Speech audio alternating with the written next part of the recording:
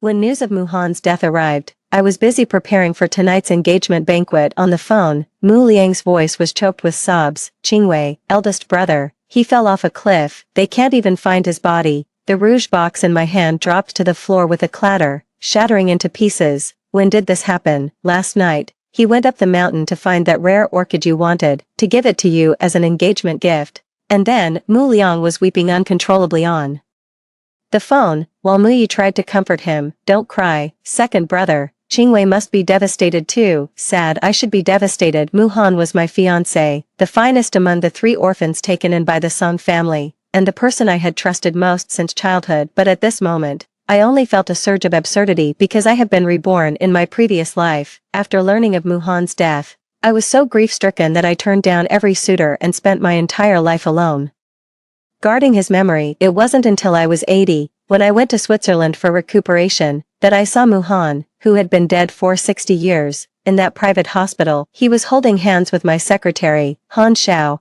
2 children stood beside them, the picture of a happy family. When Han Xiao saw me, her face went pale. Muhan only smiled faintly and said, Sister Qingwei, long time no see. I had a cerebral hemorrhage on the spot and died right there in that damned Swiss hospital. When I opened my eyes again, I was back to the day before the engagement banquet, back to the day Muhan met with his accident. Qingwei, are you okay? Mu Liang's voice pulled me back to reality. I'm fine, I said calmly. Since Muhan has had an accident, go and apply for his death certificate immediately. Also, take back the 30% of shares I transferred to him. The other end of the line fell silent for a few seconds. Qingwei, what are you saying? Big brother just met with an accident. How can you? Mu Liang, I cut him off. Remember your place. All 3 of you are just orphans adopted by my Song family. Whatever I say, goes. Hanging up the phone, I looked at myself in the mirror. Song Qingwei, 22 years old, the sole heir of the Song group, a young lady born with a silver spoon. In this life, I will never again be deceived by those 3 ungrateful wretches. When I went downstairs,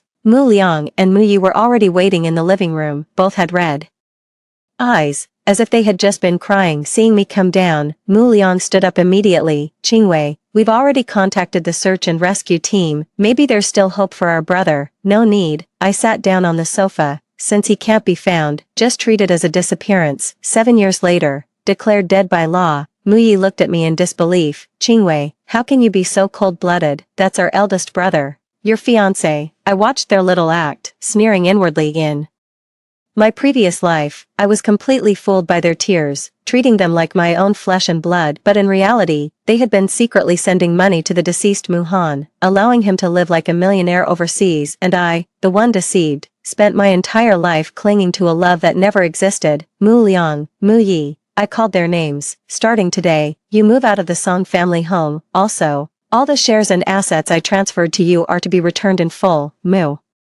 Liang shot to his feet. Qingwei, have you lost your mind? We're family.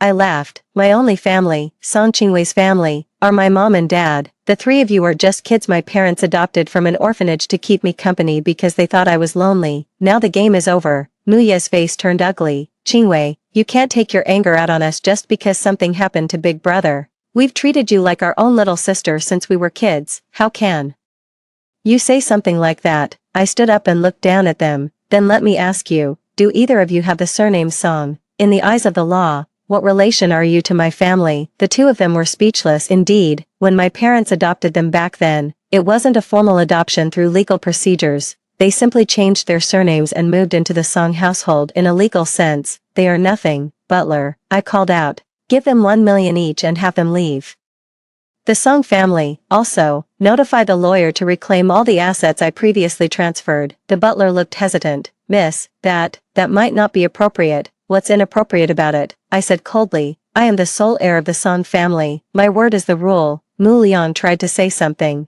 but I raised my hand to stop him. You have 1 hour to pack your things. If you don't leave now, I'll call security. Watching the 2 of them slink away in disgrace, I finally breathed a sigh of relief. In this life, I will never be that fool again. Since Muhan chose death, I will grant his wish, make him truly disappear from my world. I took out my phone and dialed a number. Qinian, it's me. A delighted voice came from the other end of the line. Qingwei, what made you think of calling me? Gu Qinian, my childhood sweetheart and playmate I grew up with in my previous life. Because of Muhan's existence, We drifted apart and ultimately missed our chance with each other in this life. I will seize the happiness that belongs to me. Chinian, I want to see you. Chapter 2. Chinian arrived half an hour earlier than the agreed time. When I saw him in the corner of the cafe, he was anxiously checking his watch. 3 years apart had made him more mature and composed, yet his eyes remained as clear as ever. Chinian, I walked over and called out to him. He looked up abruptly, and the moment he saw me,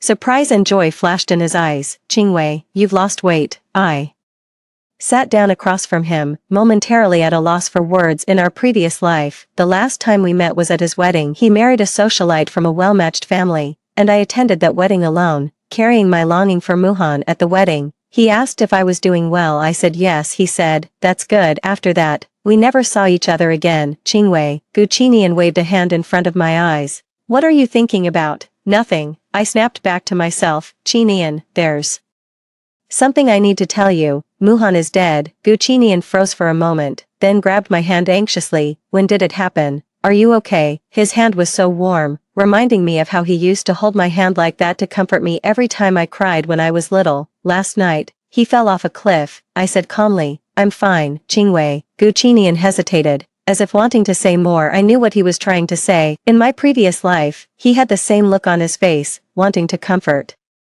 me but not knowing what to say. Chinian, there's something I want to ask you. I looked into his eyes. If I weren't married right now, would you marry me? Chinian's eyes lit up instantly. Qingwei, are you serious? Yes, I nodded. I've finally figured it out. I don't need some grand, earth-shattering love. I just want someone who truly treats me well, and you are the only person I've ever known who has never lied to me. Chinian held my hand tightly. Qingwei, I've waited for you all these years, hoping that one day you would see me. I do, of course I want to marry you. Watching how excited he was, a warm current surged through my heart. So this is what true love feels like. No grand vows, no earth-shattering drama, just each other's sincere hearts. Then let's get engaged, I said. At the original time and place. Chinian nodded like a pecking chicken. Okay, whatever you say. After leaving the cafe, my phone didn't stop ringing. They were all from Mu Liang and Mu Yi. I didn't answer a single one. They ran straight to the Song family's doorstep. By evening, Qingwei, you can't treat us like this, Mu Liang shouted outside the door. We grew up together. How could you drive us away just because of Big Brother's death? Mu Yi chimed in as well. Qingwei, we know you're very sad right now, but you can't take it out on us. If Big Brother knew you were treating us this way, he would never rest in peace up in heaven. I stood by the second-floor window, watching them coldly. The butler came over and said, Miss, shall I call security to have them removed? No need. I shook my head. Let them make a scene. We're moving out tomorrow anyway. Once they've had their fill of shouting, they'll leave on their own. Sure enough, after 2 hours of making a scene, Mu Liang and Mu Yi left in disgrace. Early the next morning, I received a call from my lawyer. Miss Song, the retrieval of the assets you requested has been completed, and the shares have been transferred back to your name. However, there is one rather peculiar matter. What thing? The transfer records of Mr. Muhan's shares show that the day before his accident, he attempted to transfer the shares to someone named Han Xiao. However, the transfer was unsuccessful due to incomplete paperwork. Han Xiao, my secretary, and also Muhan's mistress. In my previous life, I had always trusted her as my most reliable assistant, never imagining that she had long been bought by Muhan. I see. I hung up the phone. I'll fire Han Xiao today. That afternoon, Han Xiao came to see me with tear-swollen eyes. Miss Song, why are you firing me? Have I done something wrong? Watching her performance, I sneered inwardly. No reason. I just don't like you. Han Xiao was taken aback. Miss Song, you can't take your anger out on me just because of what happened with Muhan. Take my anger out. I laughed. Han Xiao, what exactly do you think I should be angry at you for? Han Xiao's expression turned somewhat unnatural. I don't understand what you mean. You don't understand. I stood up and walked over to her. Then let me ask you, the day before Muhan's accident, why did he transfer his shares to you? Han Xiao's face went pale instantly. I don't know. Maybe Mr. Muhan wanted to thank me for my work over the years. Thank you. My voice grew colder. With shares worth tens of millions, to thank a secretary. Han Xiao, do you take me for a fool? Han Xiao finally broke down. She fell to her knees with a thud. Ms. Song, I was wrong. I was so wrong. But Mr. Muhan and I truly love each other. We never meant to hurt you. Truly love each other. Thinking of the scene I saw in Switzerland in my previous life, I felt a wave of nausea. do people who truly love each other deceive others for 60 years? I said coldly. Han Xiao was stunned. 60 years, Miss Song. What are you talking about? Realizing I had let something slip, I quickly corrected myself. I mean, if you truly love each other, why not be together openly and honestly?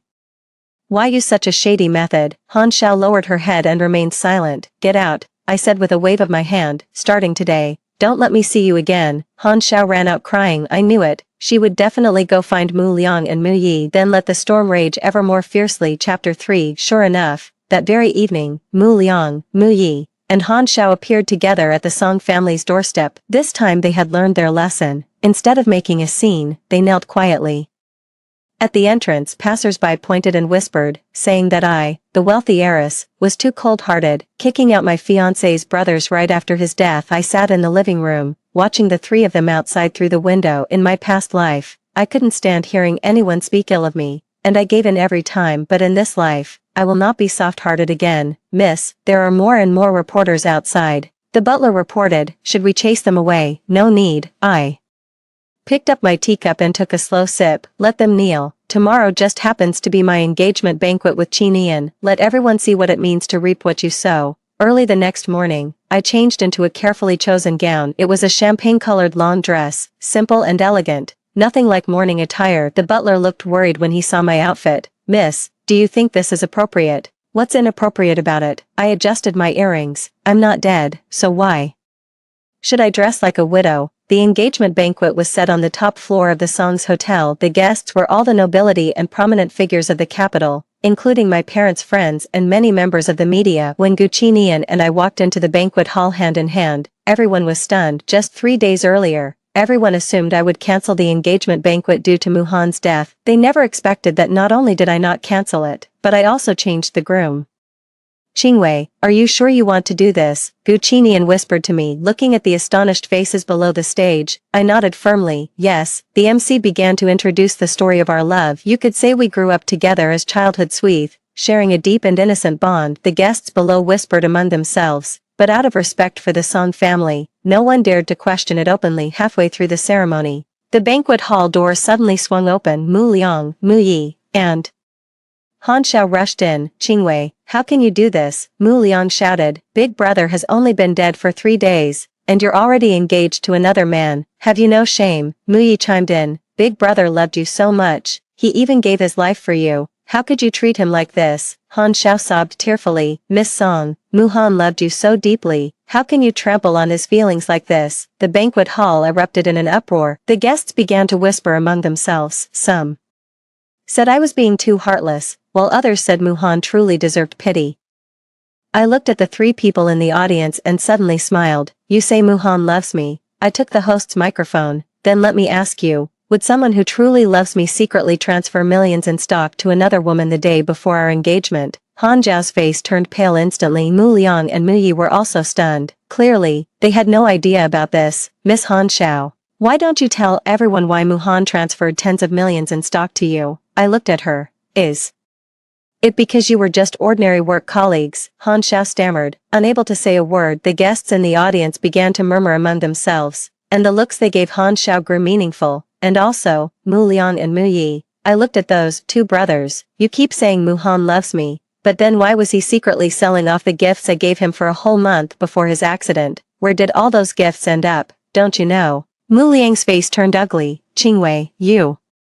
What nonsense are you talking about? Nonsense. I let out a cold laugh. Butler, bring out those receipts. The butler had long since prepared them and immediately came on stage to hand me a stack of receipts. I held up the receipts and said into the microphone, these are Muhan's records at the pawn shop. He pawned all the watches, cufflinks, and tie clips I gave him. In total, he got 200,000 cash. And that 200,000 was all transferred to Han Xiao. The audience fell silent. Everyone fixed their eyes on the 4 people on stage, waiting to see what would happen next. Mu Yi tried to defend Muhan. Maybe Big Brother had some difficulties. Difficulties? I cut him off. What kind of difficulties require him to secretly give money to another woman behind his fiancé's back? And the day before our engagement, Han Xiao finally broke down and said tearfully, Miss Song, Muhan and I are truly in love. We originally planned to leave and start over abroad after your engagement, but Muhan didn't want to owe you, so he wanted to return the shares to you.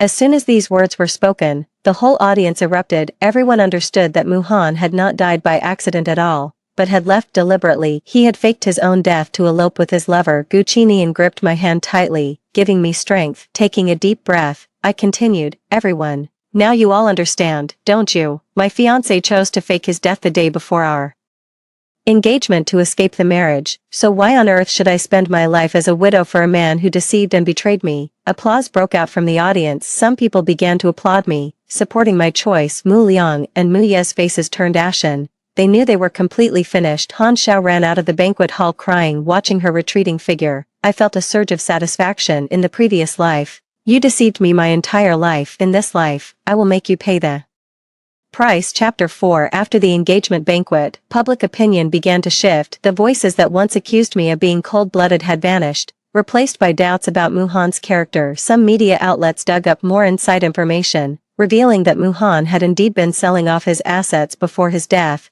Others claimed to have seen intimate photos of him and Han Xiao. Mu Liang and Mu Yi were completely panicked. They had lost the Song family's protection, as well as the assets I had transferred to them. Now, they couldn't even save their reputations. Worse still, they couldn't reach Muhan at all. I sat in my office, looking at the investigation report my assistant had handed me. Miss Song, we found out that Muhan is indeed not dead. He's currently on a small island in Thailand, using a fake identity. Han Xiao should have gone to find him. I flipped through the photos and saw familiar faces. Still that same Muhan, still that same Han Xiao, only this time, without my money. They weren't doing well. Keep watching them. I closed the folder. Report any sign of trouble immediately. After the assistant nodded and left, Gucinian pushed the door open and walked in. Done with work, he sat down across from me. I booked a restaurant. Want to have dinner together tonight? Sure, I nodded, then suddenly remembered something. Chinian, if I told you I had a very, very long dream.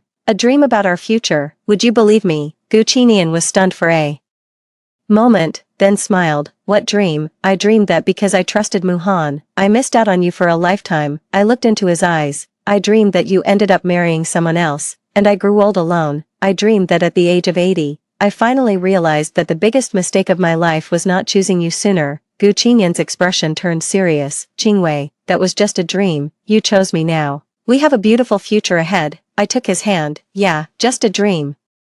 But in my heart, I knew it wasn't a dream. It was something that had truly happened, a lesson I paid for with a lifetime of pain in this life. I will not make the same mistakes again. At dinner, Gucinian brought up the matter of the wedding. Qingwei, what kind of wedding do you want? Just something simple. I thought for a moment. Invite real friends and family, no need for too much pomp. I want a pure wedding, without any consideration of interests or any scheming. Gucinian nodded.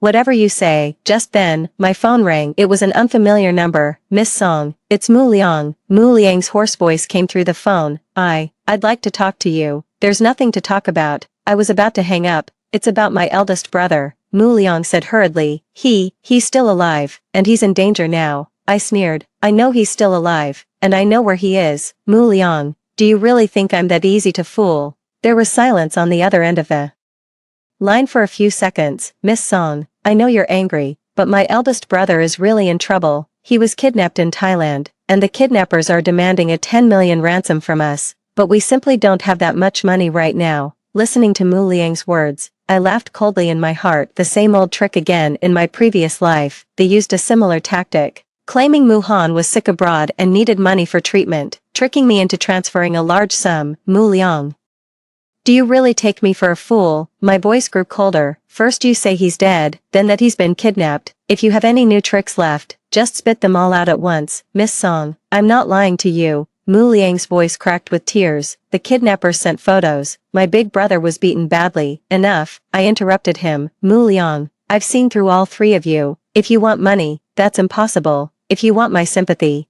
that's even more impossible. Hanging up the phone, I looked at Gucinian. Sorry for ruining our date. Gucinian shook his head. It's okay. Are they still bothering you? Yeah, but it'll be over soon. I picked up my wine glass. Chinian, let's talk about something happy, like, where should we go for our honeymoon? Gucinian's eyes lit up. Where do you want to go? What about the Maldives? I thought for a moment. I want to see the real ocean, the blue that carries no impurities. In my past life, I never truly traveled. I was always held back by one thing or Another in this life. I want to see the beauty of the world. Alright, I'll make the arrangements right away, Gucinian said. I want to give you the perfect honeymoon. Watching how excited he was, warmth welled up in my heart. This is what true love is. It doesn't need to be earth-shaking, only the sincerity between each other. Chapter 5. The next day, I received an unexpected phone call. It was the Thai police. Miss Song. We have received a report that a Chinese man named Muhan, claiming to be your fiancé, has been injured by someone locally. He provided your contact information, saying that you would vouch for him. I gave a cold laugh. Officer, I think you have made a mistake. Muhan was indeed my fiancé once, but he is already dead. 3 months ago, he died in an accident in China. I can even provide you with a death certificate. The officer on the phone was visibly stunned for a moment. A death certificate, but we do have a person named Muhan here. Someone might be using his identity fraudulently, I said coolly. I suggest you carefully verify his identification documents. Furthermore, I must state that I am not responsible for any of this person's actions. After hanging up, I was in a great mood. Muhan, oh Muhan, did you really think playing dead could let you escape everything? Now you've truly become a dead man. Let's see how you handle that. That afternoon, Mu Liang called again. His voice was even more anxious this time. Miss Song, something has really happened to our eldest brother. Since the Thai police have already contacted you, why won't you acknowledge Big Brother's identity? Because Muhan is already dead, I said coldly. A dead man needs no identity. Miss Song, you can't do this. Mu Liang was almost pleading. Regardless, Big Brother was once your fiancé. Once, I interrupted him. Mu Liang, let me ask you, can a man who abandoned his fiancé for another woman still be called a fiancé? Does a person who treats love with deceit and betrayal still deserve to be saved? Mu Liang was speechless. And, Mu Liang, I want to remind you of one more thing. My voice grew even colder. None of you three are members of the Song family anymore. The trouble Muhan caused abroad has nothing to do with me. If you want to save him, you'll have to figure it out yourselves. After hanging up, I called my assistant. Help me get in touch with a few media outlets. I need to clarify some things. The next day, major media outlets published my statement. In the statement, I made it clear that Muhan had died unexpectedly 3 months earlier, and I provided the official death certificate. I also stated that if anyone was using Muhan's identity to engage in illegal activities overseas, it had nothing to do with me or the Song family. As soon as the statement was released, the internet exploded with discussion. Some said Muhan was truly dead, and the person in Thailand now was an imposter. Others said that Muhan had faked his death to escape the marriage, and now he was reaping what he had sown. But regardless, one thing became clear to everyone. Song Qingwei and Muhan had completely cut ties. Mu Liang and Mu Yi were anxious. They rushed to the Song family home, knelt down, and begged me with tears to save Muhan. Qingwei, no matter what wrong our big brother has done, we grew up together as brothers. You can't just stand by and let him die. I stood by the window watching them, my heart unmoved. In my past life, it was precisely this so-called brotherly bond that deceived me my entire life. In this life, I will not be soft-hearted again. Miss, should I have the security remove them? The butler asked. No need. I shook my head. Let them kneel. The longer they kneel, the more it proves their hypocrisy. Sure enough, after 3 hours of kneeling, Mu Liang and Mu Yi could no longer bear it. They stood up holding onto the wall and slunk away in disgrace. In the evening, Gucinian came to have dinner with me. How is the Muhan matter coming along? He asked with concern. Almost there. I cut into my steak. He really is a man without any identity now. It's hard even for him to return to the country. As for Mu Liang and Mu Yi, without my support, they won't last much longer. Gucinian nodded. That's good. I was worried they would keep pestering you. They won't. I smiled. Chinian, when will our wedding be? How about next month? Gucinian's eyes were full of anticipation. I've already started preparing. I'll give you a perfect wedding. Alright, I nodded. Next month, we'll finally be together. Thinking about the upcoming wedding, my heart was full of anticipation. In this life, I can finally be with the person who truly loves me, and those who once hurt me will get the retribution they deserve. Chapter 6. 1 week before the wedding, I received a special package. Inside were a disc and a letter. The letter was from Han Xiao. Miss Song, I know you hate us, but there's something I have to tell you. A secret. Muhan really is still alive, but right now he's in grave danger. He's been captured by the local gang, and they say he owes a lot of money. The disc contains a video I secretly recorded. You'll know I'm not lying once you watch it. I know I have no right to ask you, but Muhan is really about to die. After reading the letter, I let out a cold laugh, still putting on an act, but since they've gone to such lengths to prepare a performance, I might as well play along. I put the disc into my computer and clicked play. The footage was blurry, as if secretly filmed on a phone. It was indeed Muhan, but he looked disheveled, bruised, and with his clothes filthy. Several men who looked like locals surrounded him, speaking a language I couldn't understand. Then someone translated into English. "When will you pay back the money you owe us?" Muhan pleaded. "Give me a little more time. My fiancé is very rich. She will come to save me." "Fiancé," the translator sneered. "Your fiancé has already married someone else, and the newspaper says you're dead." Muhan's face turned instantly pale. "Impossible. Qingwei would never do this to me. See for yourself." The man pulled out a newspaper with a photo of me and Gucinian engaged. Seeing the photo, Muhan completely broke down. "No, impossible. Qingwei truly loved me. How could she do this to me?" The video ends here. I shut down the computer, feeling nothing at all. This could be real, or it could be an act. But either way, I will not be fooled again. Muhan chose to betray, so he must bear the consequences of betrayal. Han Xiao chose to be the other woman, so she must bear the consequences of being a mistress. I am not a savior. I have no obligation to rescue those who have hurt me. In the evening, Mu Liang called again. "Qingwei, did you see the disc Han Xiao sent you?" "I saw it," I said indifferently. "Then are you still unwilling to save our big brother?" Mu Liang's voice was filled with despair. "He's really about to die." "Mu Liang, let me ask you something," I interrupted him. "If Muhan had succeeded in eloping with Han Xiao back then, would you have told me the truth?" Mu Liang fell silent. "If I had remained in the dark, mourning a person who never existed for the rest of my life, would you have felt any guilt?" Mu Liang still said nothing. "Since you can't answer that, it means you never truly considered me family," I said coldly. "So why should I take responsibility for your family?" "Qingwei," Mu Liang wanted to say more. "Mu Liang, I'm telling you this for the last time." My voice grew even firmer. "Whether Muhan lives or dies has nothing to do with me. Who you people are has nothing to do with me either. From now on, let's not stay in touch." Hanging up the phone, I felt completely free. The bonds of loyalty that once constrained me were all severed by my own hand. In this life, I live only for myself. The next day, Gucinian and I went to pick out our wedding rings. In the jewelry store, Gucinian carefully picked out a ring for me. "How about this one?" He held up a diamond ring. "Or do you prefer something simpler?" "I like this one." I pointed at a ring with a minimalist but elegant design. Not too complicated, not too flashy, just like our relationship, simple and beautiful. Gucinian slipped the ring onto my finger. The size fit perfectly. "Qingwei, I swear I will love you for a lifetime." He looked into my eyes seriously. "I won't let you suffer any grievances." Moved by his sincerity, my eyes grew a little misty. "Qinian, I also swear that this time I won't make the same mistake again, and I won't let you slip away." We held each other tightly in the jewelry store, like a prince and princess in a fairy tale, and all the darkness from the past was left far behind us. When I got home that night,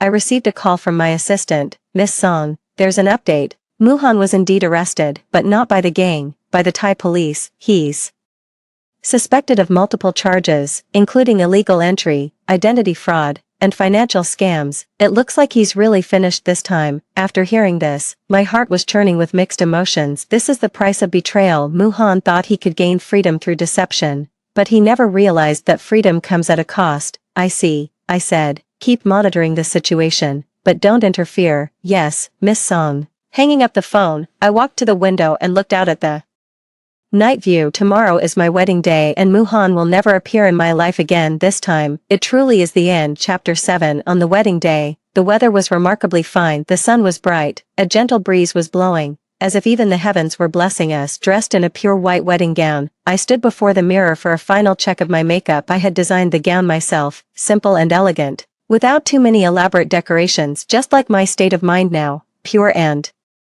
beautiful. "Miss, you look truly beautiful," the makeup artist said sincerely. "Thank you," I said with a smile. "Today is my most important day." The assistant walked over and reported, "Miss Song, all the guests have arrived. Mr. Gu is waiting for you on stage." I nodded and took a deep breath. This time, I will marry someone who truly loves me. The wedding venue was decorated warmly, without excessive luxury, yet every detail showed care and thoughtfulness. White rose petals covered the red carpet, and a faint floral fragrance filled the air. When I appeared at the church door on my father's arm, everyone stood up. There was no doubt or judgment in their eyes. Only blessings for the couple. Gu Qinian stood on the stage, dressed in a well-fitted black suit, his eyes full of affection. When our eyes met, there were actually tears in his eyes. Qingwei, you look so beautiful, my father whispered in my ear. Qinian is a good kid, he will take good care of you. I know, Dad, I replied. This time, I made the right choice. My father placed my hand in Gu Qinian's and then patted him on the shoulder. Qinian, I am entrusting you with my most precious daughter. Uncle, I will protect her with my life, Gu Qinian said solemnly. The priest began to officiate the ceremony, asking whether we were willing to marry each other. Gu Qinian, do you take Song Qingwei to be your wife, to love her, respect her, and protect her, whether in poverty or in wealth, whether in sickness or in health? Until the end of your life, I do. Gu Qinian's voice was clear and firm. Song Qingwei, do you take Gu Qinian to be your husband, to love him, respect him, and support him, whether in poverty or in wealth, whether in sickness or in health, until the end of your life? I do. My voice, though gentle, was equally firm. Just as we were about to exchange rings, the church door suddenly swung open. Everyone turned to look, and saw Mu Liang stagger in alone. He looked haggard, unshaven, and his clothes were disheveled. Qingwei, he shouted, you can't marry him, big brother, he's really dead. A murmur rippled through the church. The guests began whispering among themselves, and some recognized Mu Liang. Knowing he was Mu Han's younger brother, I looked down at Mu Liang in the audience, my heart unmoved. Security, I said calmly. Security guards immediately came over to drag Mu Liang out, but Mu Liang struggled desperately. Qingwei, listen to me, big brother is really dead. The Thai police just informed us that big brother was killed in prison. Right before he died, he kept calling your name, saying he was wrong, that he let you down. I watched Mu Liang's performance and said coldly, Mu Liang, Mu Han died 3 months ago, nothing you say now matters. But, Mu Liang tried to say something else. Drag him out, I ordered. The security immediately acted and dragged Mu Liang out of the church. I turned to the pastor. Please continue. The priest nodded and continued to officiate the ceremony. We exchanged rings and made eternal vows. When the priest pronounced us husband and wife, warm applause broke out throughout the venue. Gucci kissed my forehead gently, then embraced me. Qingwei, from now on, we are truly a family. Yes, I held him tightly. This time, we will not be apart again. After the wedding ceremony, we held a simple reception. The guests all came to offer their congratulations, and everyone's face bore a sincere smile. No one mentioned Mu Han's matter again, as if that person had never existed.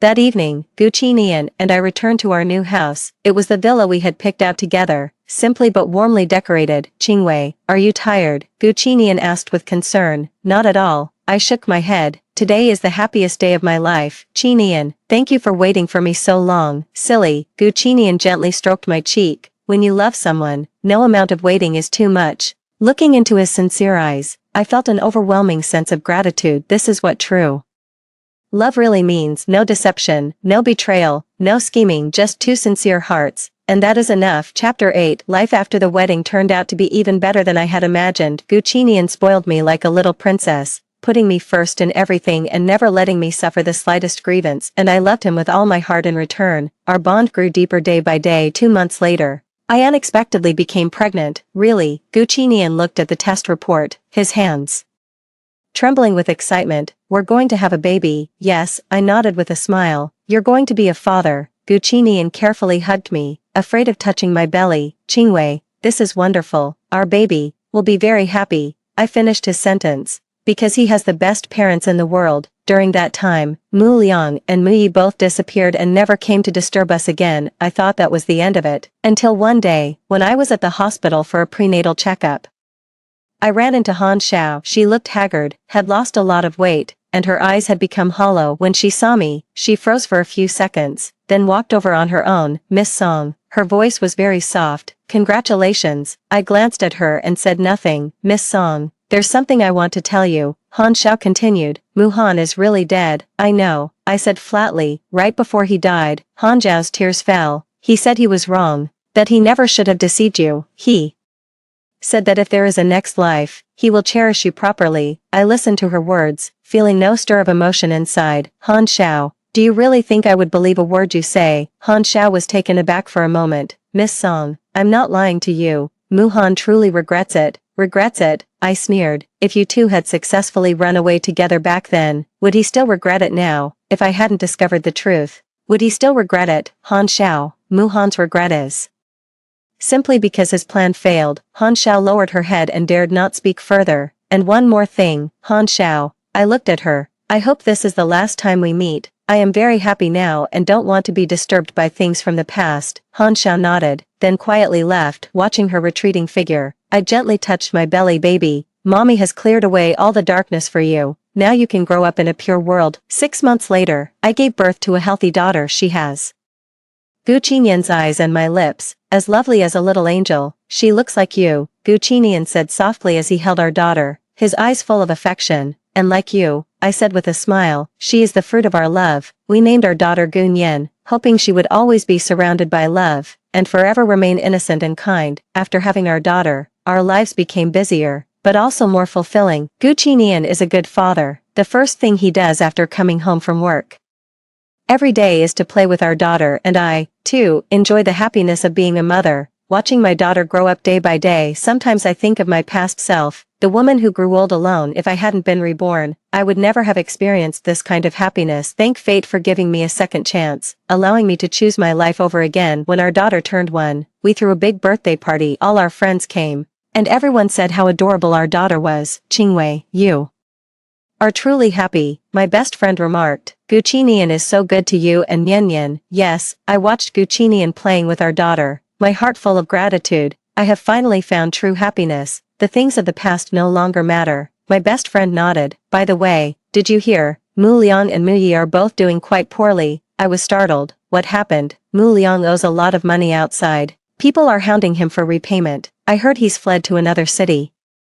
Mu Yi is still in the capital, but he's down and out, working at a small company. Hearing all this, I felt no satisfaction in my heart. I no longer care what happened to those people right now. I only care about my family, my husband, and my daughter. Everything else has nothing to do with me. Chapter 9. When my daughter was 3, something unexpected happened that day. I was playing with my daughter in the park when a man walked over. It was Mu Yi. He looked much older than 3 years ago, and his hair had turned quite gray. Qingwei, he called my name, his voice trembling slightly. My daughter hid behind me, looking timidly at this stranger. Mommy, who is this uncle? My daughter asked in her childish voice. No one. I picked up my daughter and prepared to leave. Nian Nian, let's go home. Qingwei, wait. Mu Yi caught up with me. I just wanted to see how you're doing. I stopped and looked back at him. Mu Yi, we have nothing to say to each other. I know we let you down. Mu Yi's eyes glistened with tears. But I really miss how things used to be, miss the days when we were a family together. I looked at him, my heart a tangled mess of emotions. In my past life, we really did live together like a family, and back then I truly regarded them as my dearest kin, but only later did I learn that it was all fake. Mu Yi, let the past be the past. I hugged my daughter tighter.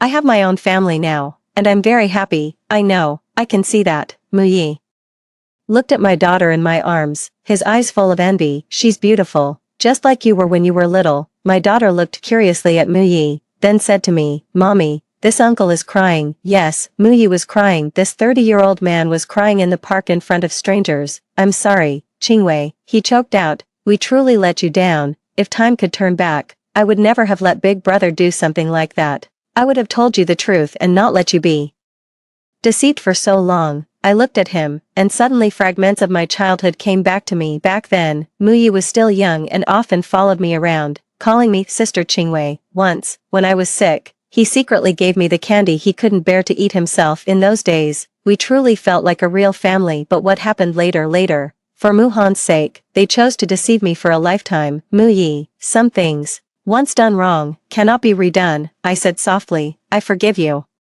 but we can never go back to how things were.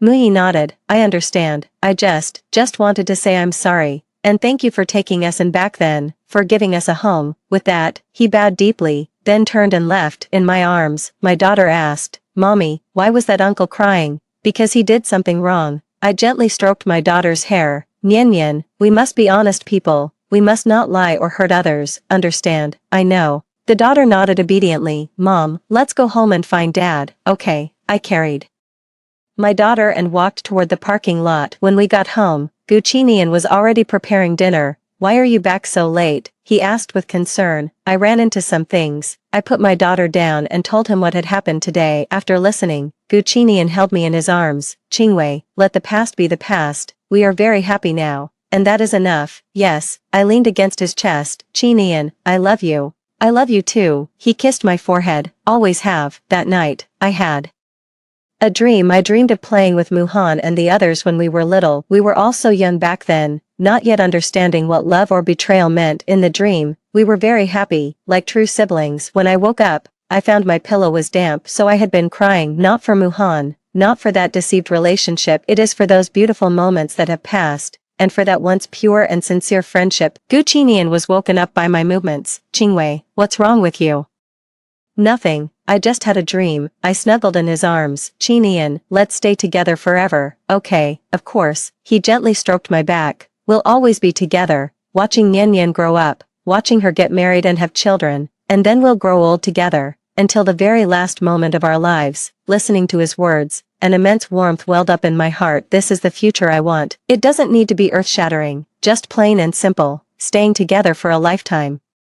Let the grudges of the past go with the wind. What I have now is the best. Chapter 10. 5 years later, my daughter was already 8 years old and in 2nd grade. She was smart, lovely, and excelled in her studies. She was the pride of Guchinian and me. One day, while I was in a meeting at the company, I suddenly received a call from an unfamiliar number. Is this Ms. Song Qingwei? I am a nurse at Renai Hospital. There's a patient named Mu Liang who listed you as the emergency contact on her critical condition notice. He is in critical condition right now. Can you come? I was stunned for a moment. Mu Liang. It had been a long time since I last heard that name. What illness does he have? I asked. Advanced leukemia. There is no point in further treatment anymore. The nurse's voice was very soft. He said you are the most important person to him and hopes to see you one last time. I was silent for a few seconds. I understand. I will come. Hanging up the phone, I told my assistant to cancel the afternoon meetings and drove to the hospital. In the ward, Mu Liang lay on the bed, emaciated beyond recognition. Seeing me enter, he struggled to sit up but failed. Qingwei, you came. His voice was very weak. I thought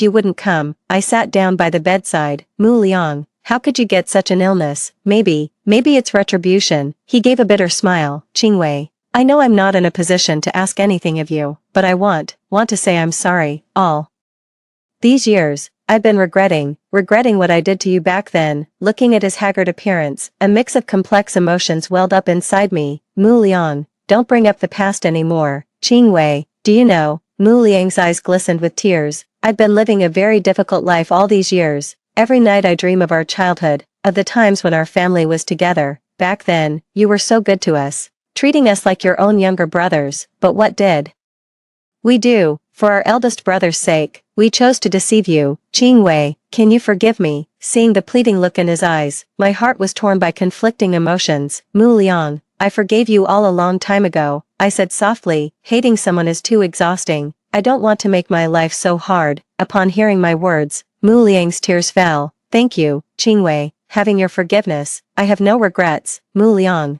is there anything else you want to say? I asked. I want to know if you're doing well now. Very well, I nodded. I have a husband who loves me and a lovely daughter. We are very happy. Mu Liang smiled, a smile of relief. That's good. Qingwei, could you let me see a photo of your daughter? I took out my phone and found a photo of my daughter to show him. She's really beautiful. Mu Liang looked at the photo, his eyes full of admiration. Just like you when you were little. You must be a good mother. I'll do my best, I said. Qingwei, I want to ask you for something. Mu Liang took my hand. Mu Yi, he's not doing well right now either. If you get the chance, could you look after him a little? I hesitated for a moment. Mu Liang, I know this is too much to ask. Mu Liang interrupted me. But he's truly pitiful, and no one is taking care of him anymore. We grew up together. I can't just stand by and watch him suffer. Seeing the pleading look in Mu Liang's eyes, I finally nodded. I will, thank you. Mu Liang's voice grew fainter and fainter. Qingwei, thank you for giving us a home. Thank you for forgiving us. After saying these words, Mu Liang slowly closed his eyes. He passed away peacefully, a smile still on his face. I sat by the hospital bed, looking at his remains, a surge of sadness rising in my heart. Anyway, we were once family. I handled Mu Liang's funeral arrangements and also found Mu Yi. He really hadn't been doing well all these years, living in a shabby little house and scraping by with odd jobs. When he heard the news of Mu Liang's death, he cried like a child. Qingwei, thank you for taking care of my second brother's funeral, he said, choking on his words. I don't have any money. It's okay, I said. Mu Yi, what are your plans for the future? I don't know, Mu Yi said, lost. I can't do anything except manual labor. How about this? I thought for a moment. I have a farm in the suburbs, you can go there and help out. Free room and board, and the pay isn't bad either. Mu Yi froze for a moment. Qingwei, why are you helping me? Because of Mu Liang's request, I said, and because we were once family. But Mu Yi, this is the last time. From now on, you have to live by your own efforts and can no longer rely on anyone. Mu Yi nodded vigorously. I understand. I will definitely work hard. Thank you, Qingwei. Thank you for giving me this chance. Watching Mu Yi's grateful expression, a complex mix of emotions welled up inside me.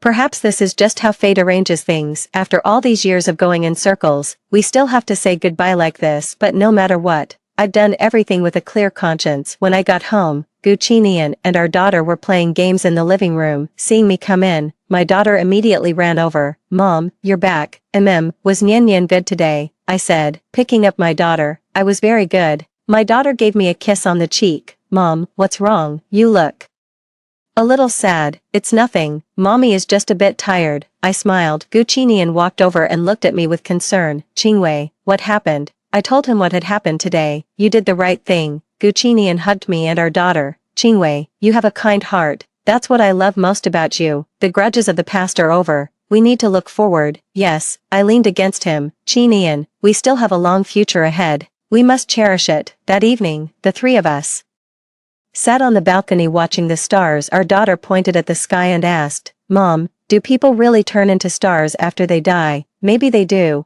I gently stroked her hair. If that's true, then those stars are the people watching over us from heaven. Then I hope all the stars are kind people, the daughter said innocently. They will be, I said, looking at the starry sky. Nian Nian, remember to be kind, honest, and grateful. That way, you will become the brightest star. I understand, Mom. The daughter nodded obediently. At that moment, I felt like the happiest person in the world. I have a husband who loves me, a lovely daughter, and a peaceful heart. The grudges of the past have already been resolved, and the road ahead is still very long. I will cherish everything I have now, love with all my heart, and live with all my heart in this life. I have finally come to truly understand. The end. Story 2. 5 years ago, I got pregnant with Pei Yanli's child, relying on this child. I married into the Pei family and became his legitimate wife. In these 5 years, Pei Yanli ignored me and the child completely, being extremely cold. 3 days ago, our child unfortunately died in a car accident. He then went to Shili with his white moonlight, fulfilling the wish they made when they were young. Hand in hand. 3 days after Shachi's death, Pei Yanli still hadn't shown up. People came and went in the morning hall. Each face wore an expression of grief and pity. Only I knew it was all fake. Standing in the dining room, I poured a glass of water and was about to drink when the giggling voices of women talking came from behind. The child has been dead for several days, but his father still hasn't come back. Don't you know? Know what? The voice was lowered even further, turning into a whisper. Second Master Pei went to the Shili Snow Mountain with Ping Shuang. In that kind of place, there's no signal. The Pei family almost went crazy trying to call him, but he didn't answer a single call. Maybe he deliberately didn't answer. The woman speaking pursed her lips and smiled. Everyone knows she got in through premarital pregnancy. If it weren't for her, Second Master Pei would have been with Ping Shuang long ago. Amidst these noisy voices, I finally fainted in the morning hall due to excessive grief. After waking up after being fed some medicine, there were still many noises in my ears. My head was splitting with pain. I turned over and buried my face in the pillow, trying to escape reality. A damp and fishy smell hit my nose. It was the tears I had shed these days. My tears had soaked the pillow, but Pei Yanli still hadn't come back. The noisy voices dispersed with the appearance of a heavy footsteps. Someone in the crowd seemed to say, Yanli, you're finally back. Yanli, Pei Yanli. It couldn't be. He was far away in Shili, with Liang Pingshuang. How could he come back? Even if he wanted to come back, would Liang Pingshuang agree? She deliberately chose Shachi's birthday to take Pei Yanli on a flight abroad. That night, Shachi hung his head, the candle on the cake was almost burned out, and the light reflected on his chubby little face, showing his disappointment. He was a child who loved sweets so much, but he didn't take a single bite. His childish voice asked one by one, "Mom, when will Dad come back?" He didn't cry or make a fuss. He was sensible from a young age and knew that his father didn't love him, nor his mother. In these 5 years, Shachi's only wish was that his father could accompany him on his birthday, but until his death, this wish was never fulfilled. The chair beside me was dragged away, and someone sat down. That smell belonged to the person I had shared a bed with for 5 years. As long as he got close, I could feel him through his breath, movements, or even a glance. Once I was so eager for his closeness, but after being completely disheartened, I didn't even want to look at him. After Pei Yanli sat down, he said 2 words lightly, "Sorry." It was another sorry. When she and Liang Pingshuang went to Shili, I blocked his way and grabbed his sleeve, begging, "Can you go tomorrow? Today is Shachi's 5th birthday, he wants Dad to accompany him." After being married for so many years, I knew I had no right to ask him for anything. After all, this marriage was not what he wanted. But when it came to Shachi, I always wanted to plead. But without surprise, Pei Yanli took my hand away and said expressionlessly, "Sorry, Pingshuang is waiting for me." But his child was also waiting for him. However, this time, Shachi was really angry and would never wait for him again. I felt cold all over and curled up my body, burying my head deeply. Pei Yanli sat beside me. He knew I was awake. He was such a sensitive and suspicious person, and he had been familiar with every move of mine over the years. One reason was that he was afraid I would scheme against him again, and the other was that he was afraid I would hurt his beloved. "Are you awake?" There was no grief in Pei Yanli's tone, but more urgency. "The people downstairs have left, get up and eat something." How could he be so calm, as if the one who died wasn't his child? Indeed, over the years, he had never regarded Shachi as his child, nor me as his wife. After all, if it weren't for my mother's scheme, I wouldn't have been able to get into Pei Yanli's bed and become Mrs. Pei. Pei Yanli hated me and my mother. He once called us the farmer and the snake. Thinking of Shachi, my nose became sour again. I buried my face in the wet and soft pillow. My voice was hoarse and choked. "Have you seen Shachi?" "Yeah, that's good." I tried to hold back my sobs. "You can go out." Pei Yanli's voice was like a gentle breeze, as usual, understated. I didn't receive the call. The communication equipment malfunctioned after entering the mountain. Really? Was this an emphasis or an attempt to absolve himself of guilt? No matter what it was, I didn't care anymore. "Yeah, go out." Pei Yanli didn't leave. He was very dissatisfied with my attitude. "Tangji, the child was only a few years old. How could you let him go out alone? I'm the child's father. I think you should give me an explanation." "Explanation? Huh." I let out a soft laugh. Then I moved my limbs and sat up. I must have looked extremely ugly. There were tear stains on my face, streaks of marks on my skin, sunken eye sockets, vacant eyes, and a deathly pale complexion. From a distance, I looked like a skeleton. In contrast, Pei Yanli, he was sitting upright, dressed formally, meticulous. His face was as cold as ice, without grief or tears. He was like a police officer interrogating a prisoner, and I, the mother, became the prisoner. "What are you laughing at?" Pei Yanli frowned and asked in return. "I'm laughing at you." I leaned against the headboard, as brittle as paper, easily torn, but still sharp at the edges. "Do you know where Shachi wanted to go when he went out?" Pei Yanli looked at me, indicating for me to continue. "He was going to find you. He called you many times, but none of them got through. He said that Dad might be lost and couldn't find his way home, so he had to go out and look for you." Pei Yanli hesitated for a moment. "Didn't you stop him?" "I could deceive him once or twice, but he was worried about you." While I was, suddenly, I felt so sad and ridiculous. Why was I explaining to him? I stopped and took a deep breath. "It's my fault." These few short words set off a storm in the cold space. Pei Yanli's eyes took on a scrutinizing look. I met his gaze and said word by word, "I was wrong to like you beyond my means, and by some twist of fate, get married to you and have Shachi. I was wrong to give birth to him, making him suffer so much grievance, and not being able to protect him well." Under Pei Yanli's oppressive gaze, I raised a smile. "The biggest mistake was having illusions about you, whimsically thinking that we could go back to the past." Pei Yanli's expression was blank, and for a moment, he was speechless. Neither Pei Yanli nor I had time to react when that slap came down. The person rushed in from outside the door, with a crying voice and intense curses. After hitting me, she grabbed my shoulders. "You can't even take care of a child. Do you deserve to be a mother? The one who hit me was Pei Yanli's aunt. She was overbearing, arrogant, and looked down on everyone. She had always disliked me and even more so, Xiaoqi. She had pushed Xiaoqi, given Xiaoqi spoiled peaches to eat, and secretly whispered in Xiaoqi's ear that his father hated him. Her wailing and grief at this moment were just an act in front of Pei Yanli. I sat there numbly, taking several slaps. The corner of my mouth bled. Pei Yanli, my husband, watched indifferently, not moving a muscle. His eyes were full of apathy. From the past until now, when Xiaoqi and I needed help the most, he had never lent a hand. My hair was being pulled, and it hurt. Amid the curses, I met Pei Yanli's cold and gloomy eyes once, when I just fell and scraped my skin. He was so nervous, frowning and constantly asking me if it hurt. How time had changed. Now, he could watch indifferently as I was being beaten in front of him. Over the years, my feelings for Pei Yanli had changed from the innocent love in my youth, to the cautious infatuation after his hot and cold treatment, and finally, through a scheme and push, I married him and became his wife. Once, I had love, expectations, and guilt towards him. The string that had been taut for many days finally broke. I suddenly sat up, grabbed my aunt's arm, and slapped her back. She was stunned, covering her face, her eyes wide open, full of disbelief. In this family, apart from Pei Yanli, I had never wronged anyone, especially not Xiaoqi. I should return this slap. On the day I went to Jianyang Cemetery, I had the undissipated injuries on my face. The left side of my cheek was swollen, and there were several scratch marks on my chin. If Pei Yanli hadn't stepped in to pull me and my aunt apart that day, the injuries might have been even worse. But the person Pei Yanli pushed away was me sitting in the car.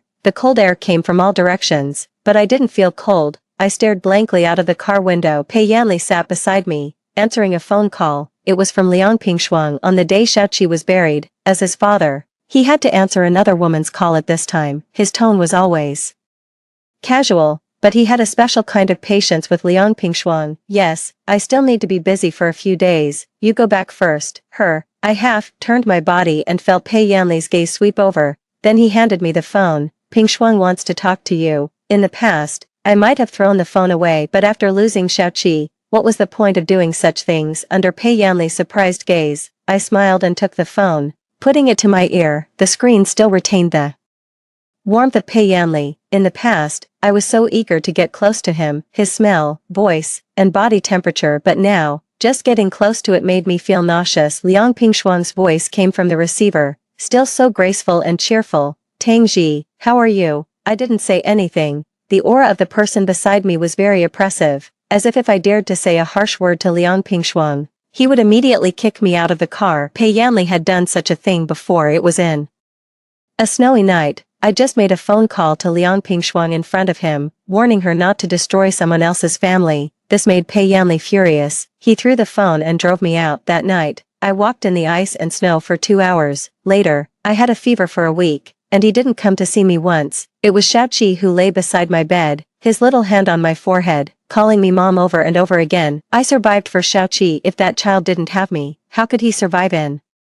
the Pei family? But now, I had lost him. The breath in my body was being drained bit by bit, and I lost the motivation to pursue survival. In my ear, Liang Pingshuang repeated her question. Tangji, after losing your child, are you okay? Her voice was very weak and low, so that Pei Yanli beside her couldn't hear. You must be in a bad state because you've lost your bargaining chip. Xiaoqi was indeed the bargaining chip for me to marry Pei Yanli. Without this child, I couldn't have entered the Pei family. But without this child, what was the point of me staying in the Pei family? This wasn't where I wanted to be in the first place. I moved my dry and painful throat. Then I'll return him to you. Liang Pingshuang was stunned. What? I'll return him to you? I was wrong again. I shouldn't have said that. Sorry. He was yours from the beginning. The phone was snatched away immediately. Pei Yanli hung up the phone. His expression of disbelief was filled with anger. What nonsense are you talking to Pingshuang again?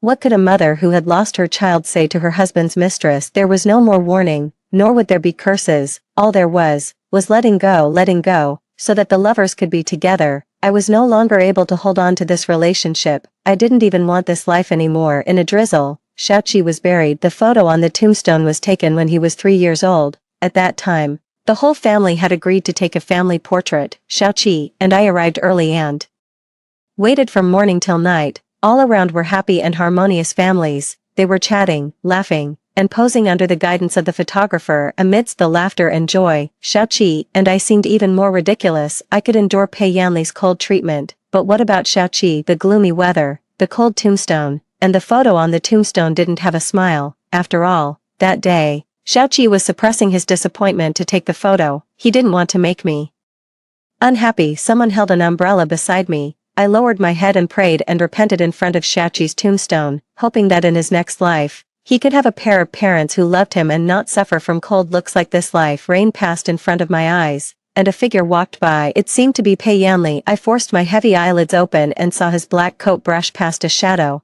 He bent down and put something in front of Xiaoqi's tomb. When he stood up, I could see clearly it was a set of racing car building blocks. My heart skipped a beat. I was a bit puzzled and immediately grabbed Pei Yanli's sleeve, afraid that I would go crazy in front of so many relatives and friends. He whispered, "If you have anything to say, let's talk about it when we get back." "What is that?" I asked calmly. Pei Yanli looked back. "It's a birthday gift for Xiaoqi. He asked me for it before, but I didn't have time." "He asked you for it?" "We had an agreement." Scared by the look of despair on my face, Pei Yanli grabbed my wrist in turn. "What's wrong?" My legs went weak, and it felt like a knife was twisting in my body. I fell to my knees in front of Xiaoqi's tomb. "My child, on his last birthday, he clearly received a fake gift but still faced it with a smile. Xiaoqi must have known that the watch was bought by me, but when I said it was from his father, he gladly accepted it and even said with a smile that he would thank his father. He knew everything. He knew that over the years, his father had never loved him and hadn't even prepared a birthday gift for him. Only after his death did he receive a belated gift. But what was the point of it all? The atmosphere at home was solemn. Pei Yanli's father was waiting for him. The old man held a walking stick in his hand, his thick eyebrows tightly knitted. His tone towards me was rather gentle. "Xiaoji, you go upstairs first." I knew the old man was about to take action against Pei Yanli again. Pei Yanli's father was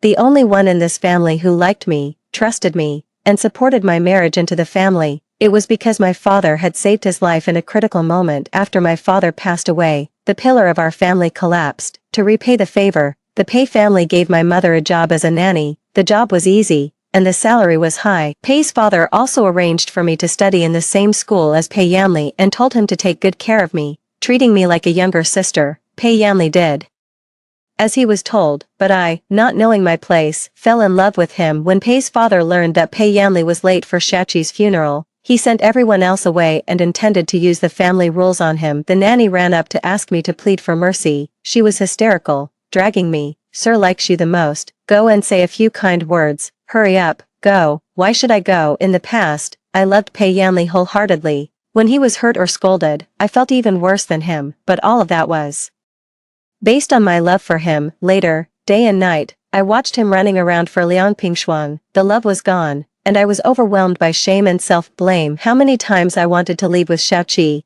and how many times Pei's father looked at me with his weather-beaten eyes, begging me in a low voice to stay, just for Xiaoqi's sake, and for the sake of my mother's last wish. I shouldn't have agreed. I took off the clothes of Mrs. Pei and put on the simplest clothes. There was nothing in the box that belonged to me. They were all Xiaoqi's. I took off my earrings and placed them under the dressing table. After confirming that I hadn't taken anything that didn't belong to me, a breath rose from the bottom of my heart. I took a breath to calm myself, dodged the nanny, and went downstairs. Pei Yanli had already been beaten by then. He was kneeling on the ground, his palms supporting the floor, gritting his teeth and enduring. When he looked up, his blood-red eyes met mine, but I didn't look at him for even a second longer. Pei's father threw away the stick and came over. He was the person I respected the most in this family. He provided me with a good environment and education, giving my mother and me a place to live. Even at this moment, I was still grateful to him. "Uncle." I called him uncle again, not dad. I still remember the day I entered the house.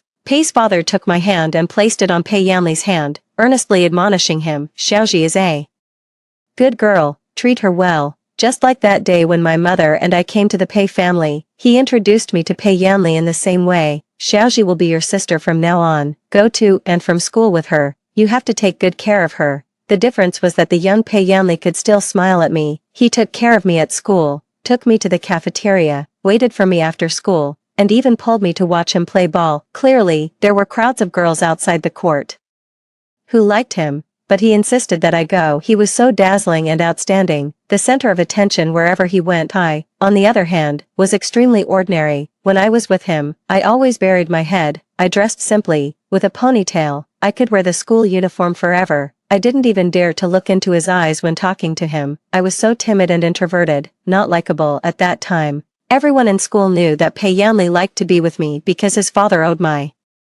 father a life. He was a good person and didn't care about my being unsociable and dull. He took me everywhere with him, but the moment Liang Pingshuang appeared, this balance was broken. The person watching Payanli play ball outside the court became her, and the person having meals with Payanli in the cafeteria every day also changed to her. I can't remember how she quietly emerged beside Payanli. I only remember that at first, I didn't realize anything. It was Payanli's inexplicable coldness and a classmate's words in the bathroom.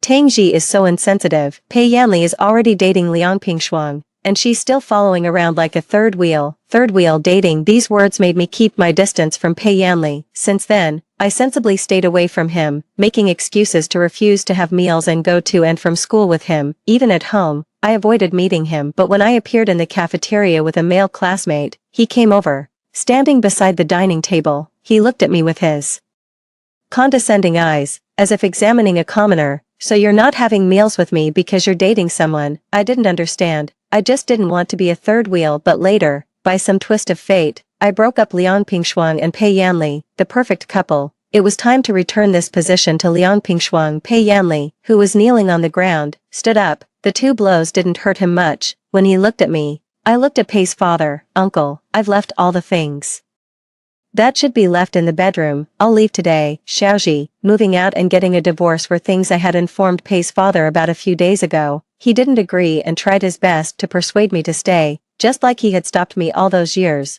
But he also knew that without Xiaoqi, I wouldn't stay in this cage that my mother had built for me. Payanli, like an outsider, was very puzzled by my conversation with Pei's father. Leave, where are you going? His words annoyed Pei's father. You ungrateful wretch, shut up. Payanli knitted his brows, and his eyes had a complex look that I couldn't distinguish. Tangji is my wife. Don't I have the right to ask where she's going? So he knew I was his wife. It's just that I, as his wife, was never recognized. Pei's father was so angry that his heart hurt. He covered his chest, his face deathly pale. I went up to support him and comforted him softly. Uncle, don't get excited, Xiaoji. Pei's father deeply regretted the breakdown of my marriage with Payanli. He knew the problem was with Payanli, so he didn't blame me. This is my fault. I didn't teach this ungrateful wretch well, making you suffer grievances. And Xiaoqi, if your mother knew, she would surely blame me. Uncle, there's no need to say these things. I helped him sit down and met Payanli's inquisitive eyes. Uncle's health is not good. You should take more care of him.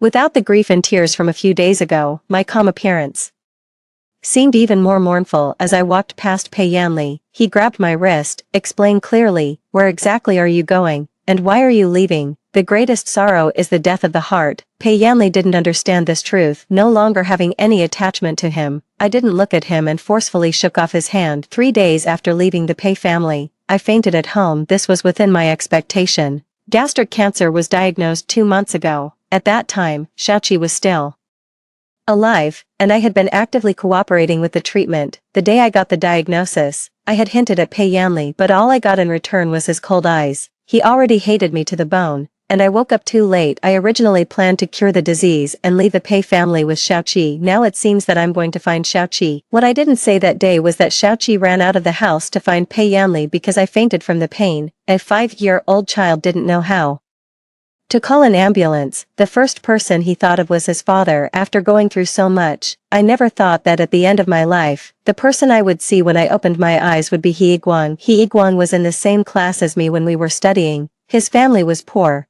but his grades were excellent. He was completely focused on his studies, the opposite of Payanli, who was high and mighty and from a wealthy family. In the past, Payanli said he was pretending to be aloof and told me to stay away from him. I had defended him, and Payanli scolded me for siding with him. I knew he wanted to be a doctor, and I knew he would succeed, but I didn't expect that I would become his first patient after he returned from further study. He looked so imposing standing by the bed in his white coat, setting off my embarrassment and misery. This scene reminded me of when we were classmates. He always looked at me with disgust and then said, Tangji, you did so poorly in the exam. How can you still sleep so soundly? At that time, I would always wrinkle my brows and say, Brother Yanli will take me to study abroad. He said I don't need to study so hard. Whenever I said this, Iguang's expression was always very complicated. Now, looking back, I finally knew what he was thinking. Relying on someone who doesn't love you always ends in misery. Well, I'm a living example anyway. Doctor, he saved my life. I raised my hand with the needle inserted, bent my stiff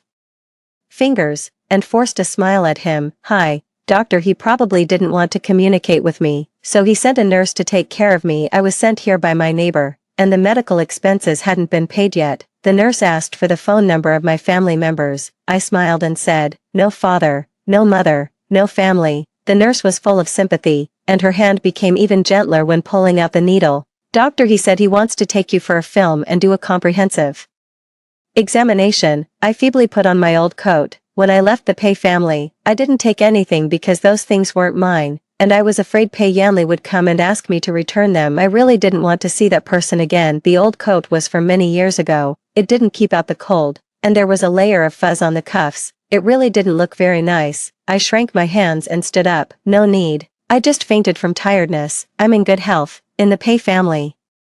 Except for Uncle Pei, no one looked up to me. They all knew that I was living under someone else's roof and had schemed to get into Pei Yanli's bed to become Mrs. Pei. So over the years, I didn't enjoy the treatment that Mrs. Pei deserved or the love of my husband. Instead, I lived worse than a nanny, both mentally and physically. I had become invulnerable. The nurse was dubious. After all, my face was no better than that of the critically ill patient next door. Of course, I'm a patient with advanced gastric cancer. But this is a secret. When Shachi was alive, I needed to protect him. I secretly went to many hospitals to find treatment plans. I rolled on the ground in pain and vomited non-stop. I took the payment slip and went to the window to pay. I covered my abdomen and walked with difficulty out of the payment line. When my vision was blurred and empty, I seemed to see Pei Yanli. He was wearing the coat I bought for him, holding another woman in his arms. At this moment, I wished my consciousness could be a little more blurred so that I wouldn't see the scarf around Liang Pingshuang's neck.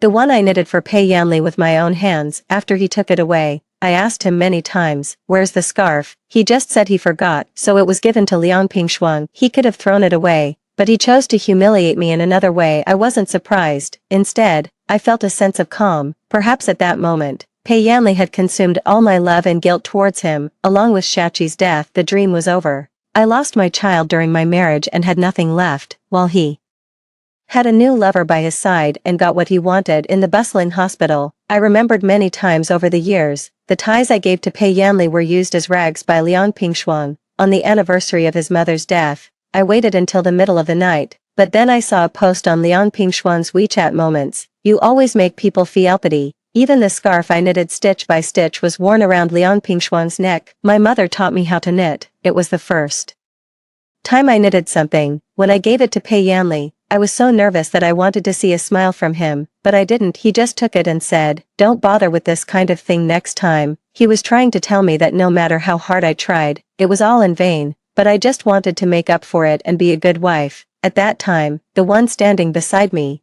tugging at my clothes to comfort me, was Shachi. He said, Mom, don't be sad. Dad is just being stubborn. Silly child. If it's someone you like, how could you be stubborn? He was never stubborn with Liang Pingshuang. Half a month after Shachi's death, I started to rely on painkillers to survive. The decline of my body would increase the pain. I couldn't bear it, so I had to take painkillers to resist. After each vomiting fit, I felt like an empty shell. My stomach was empty, and later, even drinking a glass of water would cause pain. I had to take a lot of painkillers and hold the teddy bear that Shachi liked the most to fall asleep. In my drowsy state, I always thought about whether Shachi had suffered so much pain when he died. He didn't have painkillers to take. He must have been in great pain when he left. It's my fault. I didn't take good care of him. My Shachi. Before my consciousness dissipated, I heard a knock on the door. If it weren't for the pain, I might have regarded it as the bell of death. Doctor, he standing in front of the door made my expression even uglier. He wasn't this clingy before.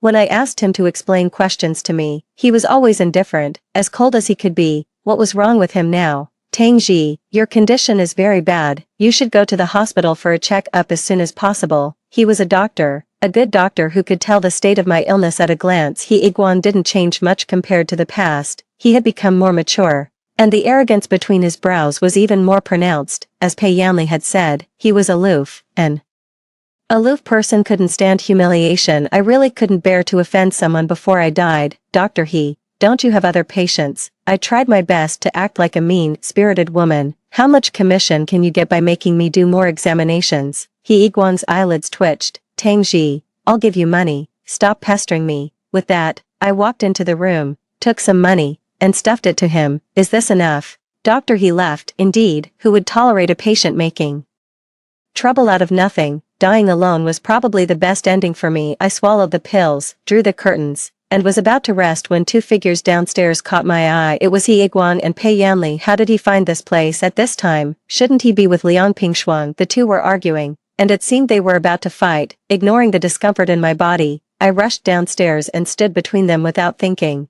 I forced down the itch in my throat and looked up.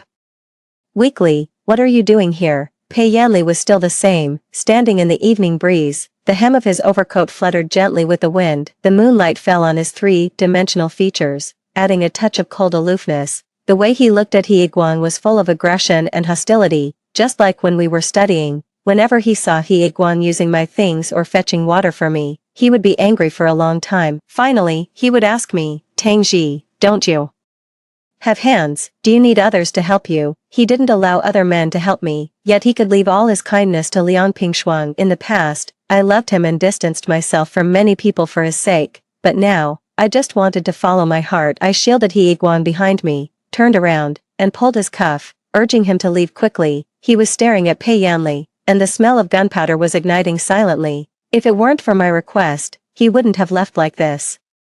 Seeing this, Pei Yanli's face was like a cold storm. He sneered and asked me, abandoning the good life at home and running here, so you're with your lover. Good life. So being neglected by my husband, being loathed by everyone, and losing my child was a good life in Pei Yanli's eyes. I could understand that he hated and humiliated me after we got married, who made me ruin his happy union with Liang Pingshuang. Now I was about to die. He shouldn't have come. I don't want this so-called good life.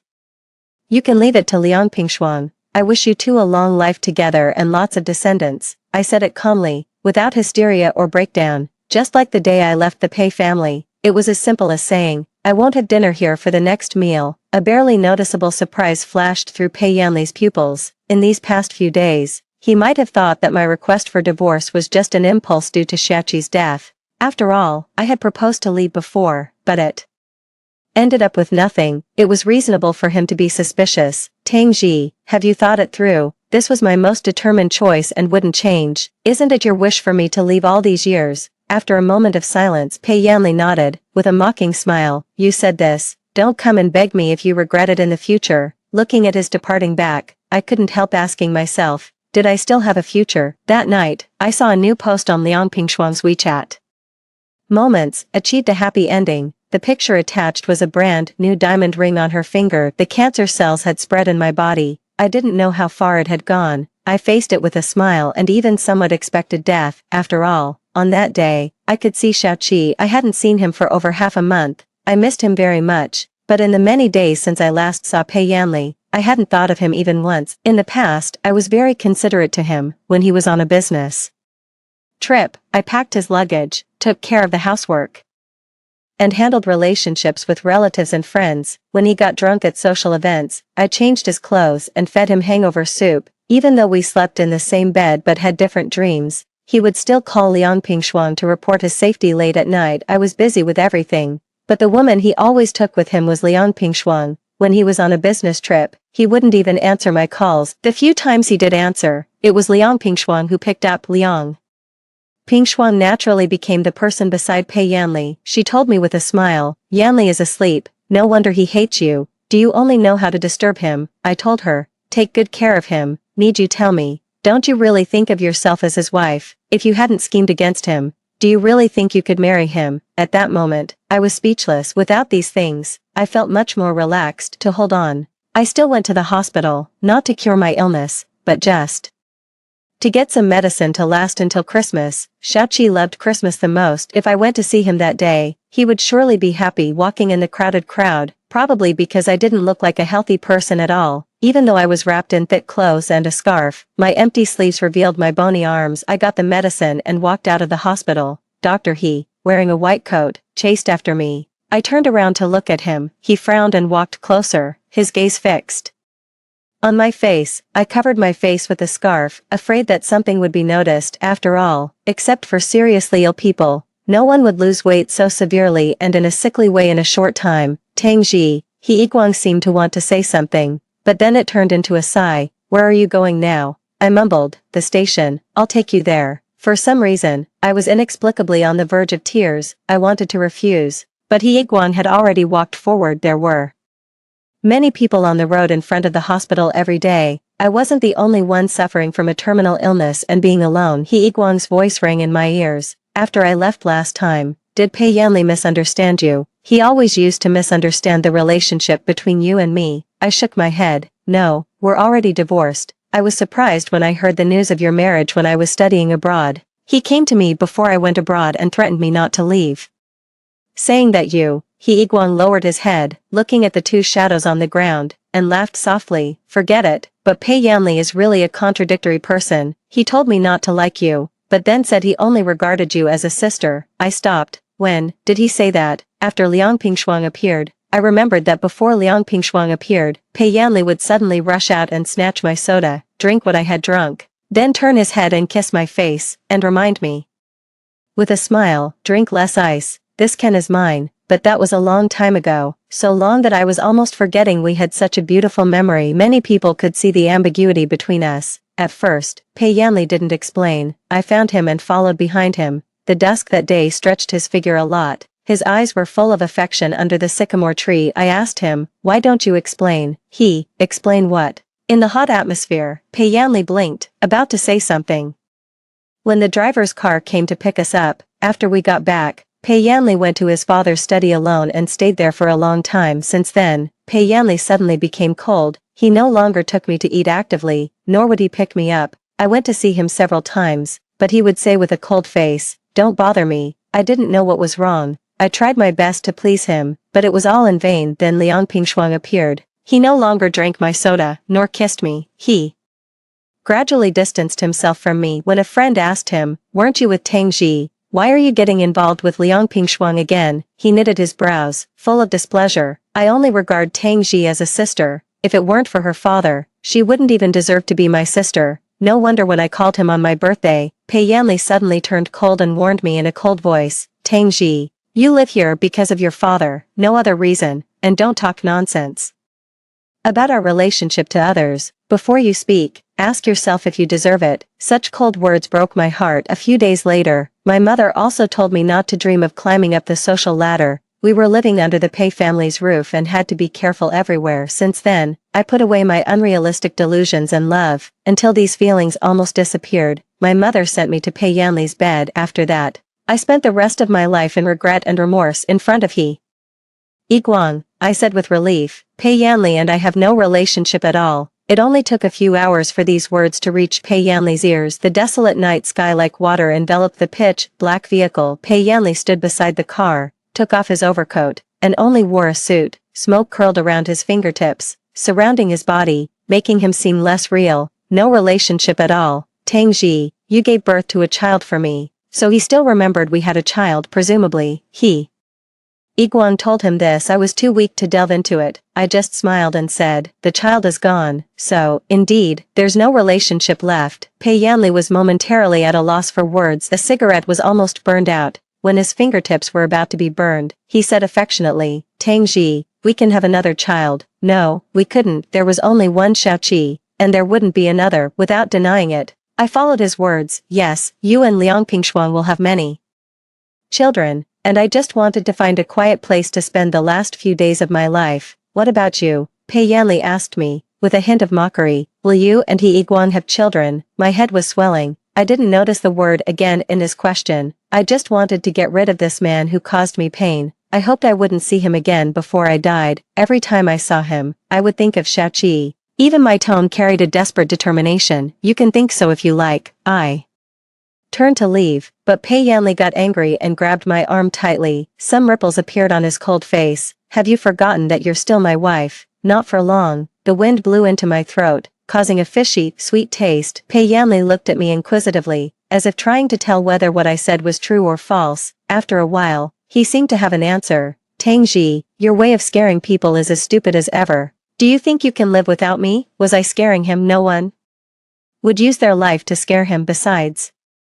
it seemed that I couldn't live with or without him after this, as if to force me to go back. Pei Yanli didn't divide the property for the divorce. He tried his best to embarrass me and even took back the house I was living in. Now I was homeless, while he was going to marry someone else. No one could remarry less than a month after their son's death, but Pei Yanli did it. The news that he was going to marry Liang Pingshuang reached my ears through many people. I knew how happy this event was, how angry it made Pei's father, how happy the people in the Pei family were, and how much gossip they spread behind their backs. But at this moment, I just listened to it as a joke. I was no longer part of this joke. Why should I care? When Liang Pingshuang called, I was swallowing medicine with warm water. It was bitter. The bitterness flowed through my internal organs. If I couldn't suppress it, I would vomit. Tang Ji, I'm going to marry Yanli. The wedding is at the end of next month. What did this have to do with me? Forget it. Without saying a single extra word, I said directly, congratulations. Then I hung up the phone and continued taking the medicine.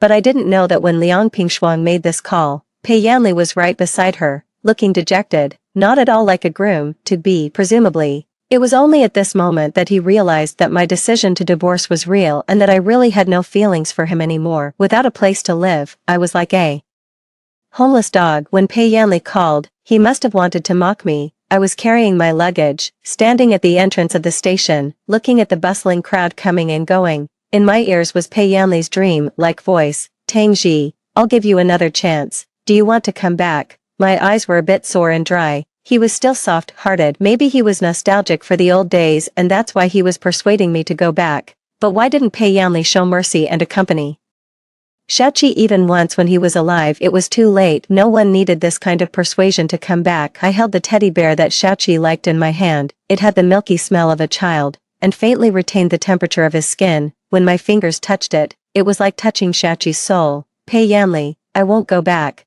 Never again. I lowered my head, looking into the eyes of the teddy bear, as if looking at Shaoqi's soul. I couldn't stop my voice from trembling. I'm sorry for you in the past. I apologize. I apologize to you on behalf of my mother. In fact, I planned to divorce you 2 years ago, but Uncle Pei promised my mother to take care of me, and he didn't agree. That's why I delayed you and Liang Pingshuang. I'm really sorry. With that, I hung up the phone. Before getting on the bus, I received another text message from He Guang on my phone. Tang Ji, you have advanced gastric cancer. Why don't you come for treatment? He Guang found me by the seaside. This was Shaoqi's wish before he died. I made a list, hoping to fulfill it for him within the limited time. The first item, have a birthday with Dad. I crossed it out. The second item, the whole family goes to the seaside after the divorce. Only I was Shaoqi's family. This wish could be considered fulfilled. Standing by the seaside, the sand was soft and damp, the waves gently lapped at my feet. The boundless blue sea was blurred by my tears. I wanted to make up for it, but my sobs became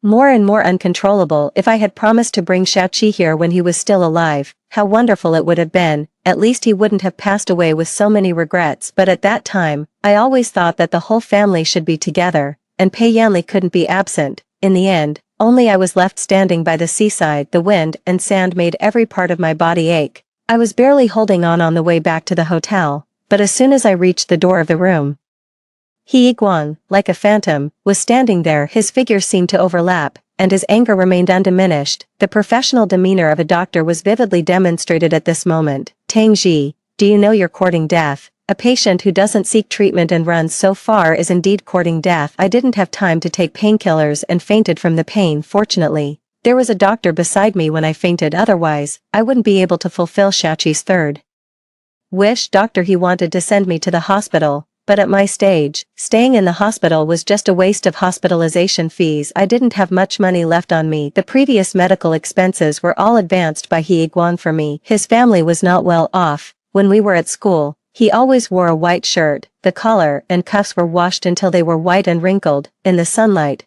the fluff on the clothes could be seen. Different from Pei Yanli's wealth, his life was frugal. Precisely because of this frugality, I had to pay him back the money. The man I had been infatuated with for 10 years was not by my side. In the end, the man who saved me and paid for my hospitalization and medicine was actually He Guang. I asked him, why are you being so good to me? It had been a long time since anyone had been this kind to me. He Guang didn't say anything. He just took a clean scarf and put it on me. then said, "You were very kind to me before, really I couldn't remember it all, so it turned out that being this sick could affect my memory. At that time, you only had Pei Yanli in your eyes, of course, you don't remember showing kindness to someone like me." Somehow, I detected resentment in his tone. He Guang knew how to save people. He brought me medicine and, looking at my sickly appearance, said earnestly, "Painkillers can't save you, in your condition. You'd better go for chemotherapy as soon as possible." "Can chemotherapy save me? It would just make me suffer all over again and leave this world in an ugly state." I didn't want that. I wanted to leave beautifully so that Shachi could recognize me. I didn't want to scare him. He Guang's silence was the answer. He was a doctor, but when it came to cancer, no doctor could guarantee a patient's lifespan 100%. Holding the cup of hot water, I had a sense of calm acceptance. "Doctor since you've come, can you do me a favor?" He Guang turned his face away, but I still saw a glimmer of moisture at the corner of his eye. "If it's something like arranging your funeral, I won't do it." "No, it's not that. How could I let such a clean-hearted person get involved in such an unlucky thing? Can you take a photo of me? I want to burn it to myself after I die." Behind the terrace of the seaside restaurant was a magnificent view of the vast sea. I stood there, changed into clean clothes, but my fragile body didn't allow me to stand in the wind for too long. He Guang helped me take pictures, taking photos with the sea. I wanted to show these photos to Shaoqi to tell him that his mother had fulfilled his wish. Leaning against the terrace railing, I showed the first sincere smile in these days. He Guang did his best to take pictures of me, trying to make me look good, but a sick person couldn't look beautiful. When I tried hard to pull up the corners of my mouth, wanting to leave the best photo, the person who suddenly appeared behind He Guang snatched the phone. He lowered his head and flipped through the photos. Every one of them was taken by the seaside, with He Guang as the photographer. The beautiful atmosphere shattered. All my photos were deleted in the illusory light and shadow. I saw Pei Yanli's fingertips turning white as he pinched the phone, his jaw tightly clenched. His eyes were like those looking at a couple having an affair. "Tang Ji, how long have I been looking for you? Have you been with him all these days?" He Guang took a step forward, probably wanting to explain my illness. I pulled him, holding his hand to support my body. "I haven't congratulated you yet. Happy wedding." I looked back. I called Liang Pingshuang behind the door. "Miss Liang." The four of us sat at the same table for a meal. The last time this happened was when we were at school. After all these years, Liang Pingshuang hadn't changed at all. She was still the one who talked the most at the table. She picked up food for me, not feeling how absurd this scene was at all. "Tang Ji, it's only been a few days. How have you lost so much weight?" Not only had I lost weight, but my lips and face also had no color. When she said this, Pei Yanli looked over. His eyes seemed to show heartache, but it was probably just my illusion. How could he feel heartache for me? Is this how He takes care of people? What did this have to do with He Guang to me? He was just an old classmate and a doctor. I was already very grateful that he left his work to find me, persuade me to go back for chemotherapy, and accompany me for 2 days. What right did Pei Yanli have to blame him? How he takes care of me is our own business. This was the first time I had made Pei Yanli lose face like this. When we were at school, I followed him around like a little tail. After getting married, no matter how he ignored me and Shaoqi, I still regarded him as my husband, waited for him until the early morning, made hangover soup for him, and wiped his body. When he was sick, I took care of him day and night. But that Tang Ji had died along with Shaoqi. She was long gone. Liang Pingshuang forced a few laughs and put her hand on the back of Pei Yanli's hand. "Yanli, see what I said? Tang Ji must be fine. Look at you. You worried for nothing, right?" Pei Yanli pulled his hand away. Only then did I notice that the ring on Liang Pingshuang's hand was gone, and the one Pei Yanli was wearing was the wedding ring that he and I had. What did this mean? In all these years of marriage, only I had been wearing this ring, just like this marriage. It had always been a one-man show for me. Now that I stopped acting and withdrew, Pei Yanli put on the ring again. This was too ironic. "Tang Ji, I remember you used to like spicy food the most," Liang Pingshuang said as she put a piece of grilled mutton in my bowl. The strong spicy smell made my throat uncomfortable. He Guang pushed the plate away. The past is the past. What she liked in the past, she may not like now. With gastric cancer, eating spicy food was life-threatening. He Guang came to my rescue, but Liang Pingshuang started to tease. "Doctor, he still likes to protect Tang Ji so much. I said back then that you two were a good match. Sure enough, you've finally gotten together. Congratulations. Have you said enough?" Pei Yanli's voice was stiff. "Shut up. Embarrassment and panic flashed across Liang Pingshuang's face. Why would Pei Yanli talk to her like this? Even I was surprised. He had always doted on Liang Pingshuang, holding her dear in his heart and hardly ever saying a harsh word to her. But now, he was getting cold-faced because of a joke. Moreover, when we were at school, he wasn't without joining Liang Pingshuang in making fun of us. When Yiguang and I were having a meal, Liang Pingshuang would suddenly appear and start teasing, saying ambiguous things. Pei Yanli stood beside her, looking at us with cold eyes, and then said faintly, "You two talk so much while having a meal, you really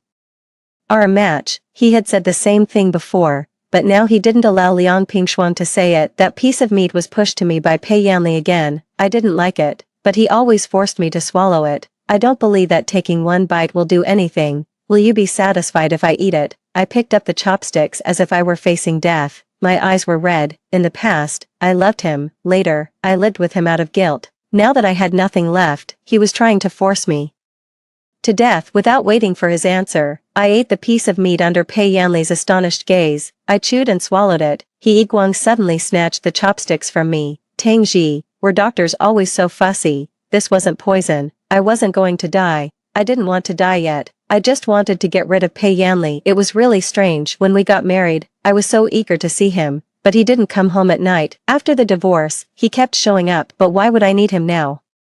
Suddenly, colic hit. I covered my mouth, my face deathly pale. Yiguang stood up and blurted out, "You're still Tangji's husband. She has a stomach." His voice suddenly stopped. I tightly grasped his hand. Pei Yanli was confused. Stomach what? Stomach problem. As soon as the words came out, I couldn't help coughing. I covered my lips, bent over, and a splash of scarlet coughed up into my palm. But it was just a stomach problem. Why was there blood in the cough? After coming back from the seaside, Pei Yanli showed up more and more frequently, and my complexion became worse and worse. He pulled me to go to the hospital. I shook off his hand. "Stop bothering me." "Okay." My firmness made Pei Yanli flustered. "Tangji, you've never told me you have a stomach problem." My throat was very dry. My hoarse voice was like a rusty saw cutting through rotten wood, cutting through the distance between me and Pei Yanli. "It's just a stomach problem. You should go and care about Liang Pingshuang. Aren't you afraid I'll really marry her?" Pei Yanli tightly grasped my wrist, his body temperature merging with mine. "Without Shaoqi, what do I need the identity of Mrs. Pei for? Now I just want to wish you a house full of descendants." Pei Yanli might have many children in the future, but there would never be another Shaoqi. He was his first child and the debt that Pei Yanli could never make up for in this life. After Shaoqi's death, Pei Yanli rarely showed his grief, but in a blink of an eye, he stood in front of me, looking so sad and saying sincerely, "Tangji, in your heart, which is more important, this child or me?" "Shaoqi is important." I pursed my lips, swallowing the pain and bitterness. If there was no Shaoqi, our marriage wouldn't have lasted this long. In an instant something seemed to break in Pei Yanli's eyes. I shook him off, went upstairs, and locked the door. Then I swallowed a lot of painkillers, but before the medicine took effect, the colic in my abdomen triggered a series of organ disorders. It was as if there was a big hand in my body, wandering around, scratching, which was like being tortured by Ling Qi. I rushed into the bathroom. While vomiting, I caught a glimpse of a blooming red color. It was blood. When I closed the window and looked down, Pei Yanli was still standing there. In the evening wind and the night, he was like a statue, exhausted. I fell onto the bed. I didn't know how much time had passed when the phone rang again. It was Pei Yanli's call. He seemed to be drunk and didn't even know what he was saying. I could only make out one sentence. "Tangji, I miss Shaoqi." I hung up the phone and, enduring the pain, dragged that phone number into the blacklist. I couldn't forgive myself. This illness was the punishment for me, and I accepted it willingly. But before I died, there were still two of Shaoqi's wishes unfulfilled. The third item, Dad can promise him to raise a kitten. He said that all his classmates in kindergarten had one, and he also wanted one. But when Pei Yanli heard this, he showed a disgusted expression. He said to the child, "Isn't raising you enough?" He didn't want to have more ties with me. I could understand that, but he shouldn't have talked to the child like that. I had a big fight with him that time. He called me a shrew making trouble out of nothing. And I said he didn't deserve to be a father. He sneered 3 times. "Do you think I want to be this father?" Blood rushed to my feet. I rushed up and slapped him. He pushed me onto the broken glass. My palm was covered in blood, and he left indifferently that day. I thought Shaoqi had been sent to school by the driver. Unexpectedly, he was hiding in the room. He wiped the blood from my hand, crying in a panic, His little face was wrinkled, and his little hands were wiping away his tears. He cried and said, "Mom, I don't want a kitten anymore. I don't want it anymore." Xiaoqi had very few wishes in his life. I wanted to fulfill his wish, so I still bought one. It was also snow white, very small and soft. It was very obedient in my arms and didn't meow much. Xiaoqi liked it very much and took good care of it for a few days. Naming it Yuan Yuan. Pei Yanli didn't come home those days, but as soon as he came back, he threw Yuan Yuan out. Xiaoqi said it was okay, but I knew he was sad for a long time. I walked into the pet store, wanting to take a closer look at these kittens for Xiaoqi. The kittens had different colors. Some were lazy, and some were lively. One was scratching the glass with its pink paws. It was snow white all over, but there was a black mark on its ear. Almost immediately, I recognized it. It was Yuan Yuan. It had grown a little fatter and had a round face when we first raised it. It was very small. Xiaoqi could hold it with both hands. On the day Pei Yanli threw it away, Xiaoqi didn't say anything, but the next day, the pillow was wet. Seeing Yuan Yuan was like seeing Xiaoqi again. I couldn't control my excitement. I slapped the glass, alarming the people in the pet store. He rushed up and pushed me away. I seemed to go crazy, pointing at the cat and saying it was mine. The clerk probably thought I was crazy and pushed me, trying to drive me out. I wasn't crazy.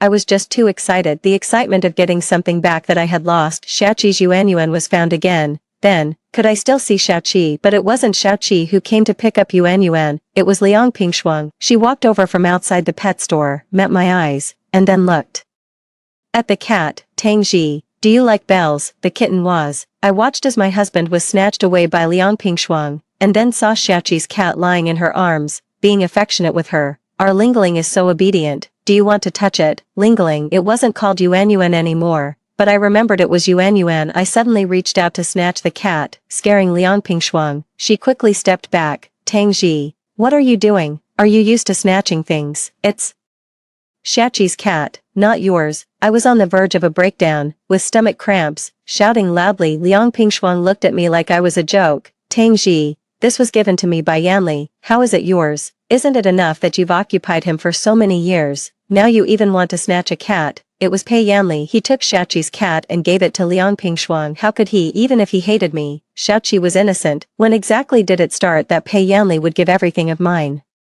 to Liang Pingshuang? Probably from his birthday. After Liang Pingshuang appeared, Pei Yanli's eyes would follow her. She was outstanding and dazzling, a natural match for Pei Yanli. Pei Yanli would be sad because he couldn't wait for a gift from her on his birthday. Sitting on the steps that day, Pei Yanli looked at the moon with a disappointed expression. The young him had handsome features, and the thin moonlight fell on his face, reflecting the emptiness and dullness in his eyes. He asked me, Tang Ji, do you think she forgot my birthday? He was talking about Liang Pingshuang. I hid my desolation and gave Pei Yanli the watch I bought with the money I saved from working, saying with a bitter smile, maybe she's busy. This is for you. Pei Yanli took it without even looking. The next day, when he came to pick me up with Liang Pingshuang, I saw that watch on her wrist. After that, there were many more things. For example, the driver Uncle Pei assigned to me was called by Pei Yanli to pick up Liang Pingshuang. Liang Pingshuang was going to participate in a competition, and Pei Yanli took my design draft and gave it to her. Later, it was the overseas study quota. He stood in front of me that day, frank and without a hint of guilt. Tang Ji, Pingshuang needs to go abroad more than you. She's very talented and shouldn't be buried. On the same day, my mother was diagnosed with gastric cancer and didn't have long to live. She hoped that Pei Yanli would take me abroad. This was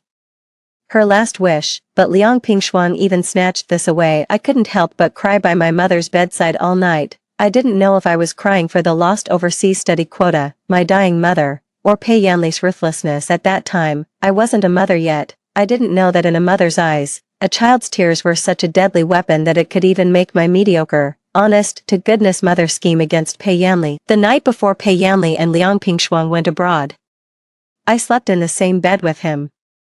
I understood my mother's good intentions. She was afraid that Pei Yanli would marry Liang Pingshuang, that I would have no place in the Pei family, and that I would be left alone after she passed away. If I had known there was something wrong with that glass of wine, I wouldn't have drunk it. But Pei Yanli didn't believe me. He pinched my neck on the hotel bed and asked me what it meant that I was with He Guan, but still climbed into his bed. I said I didn't know. He laughed heartily.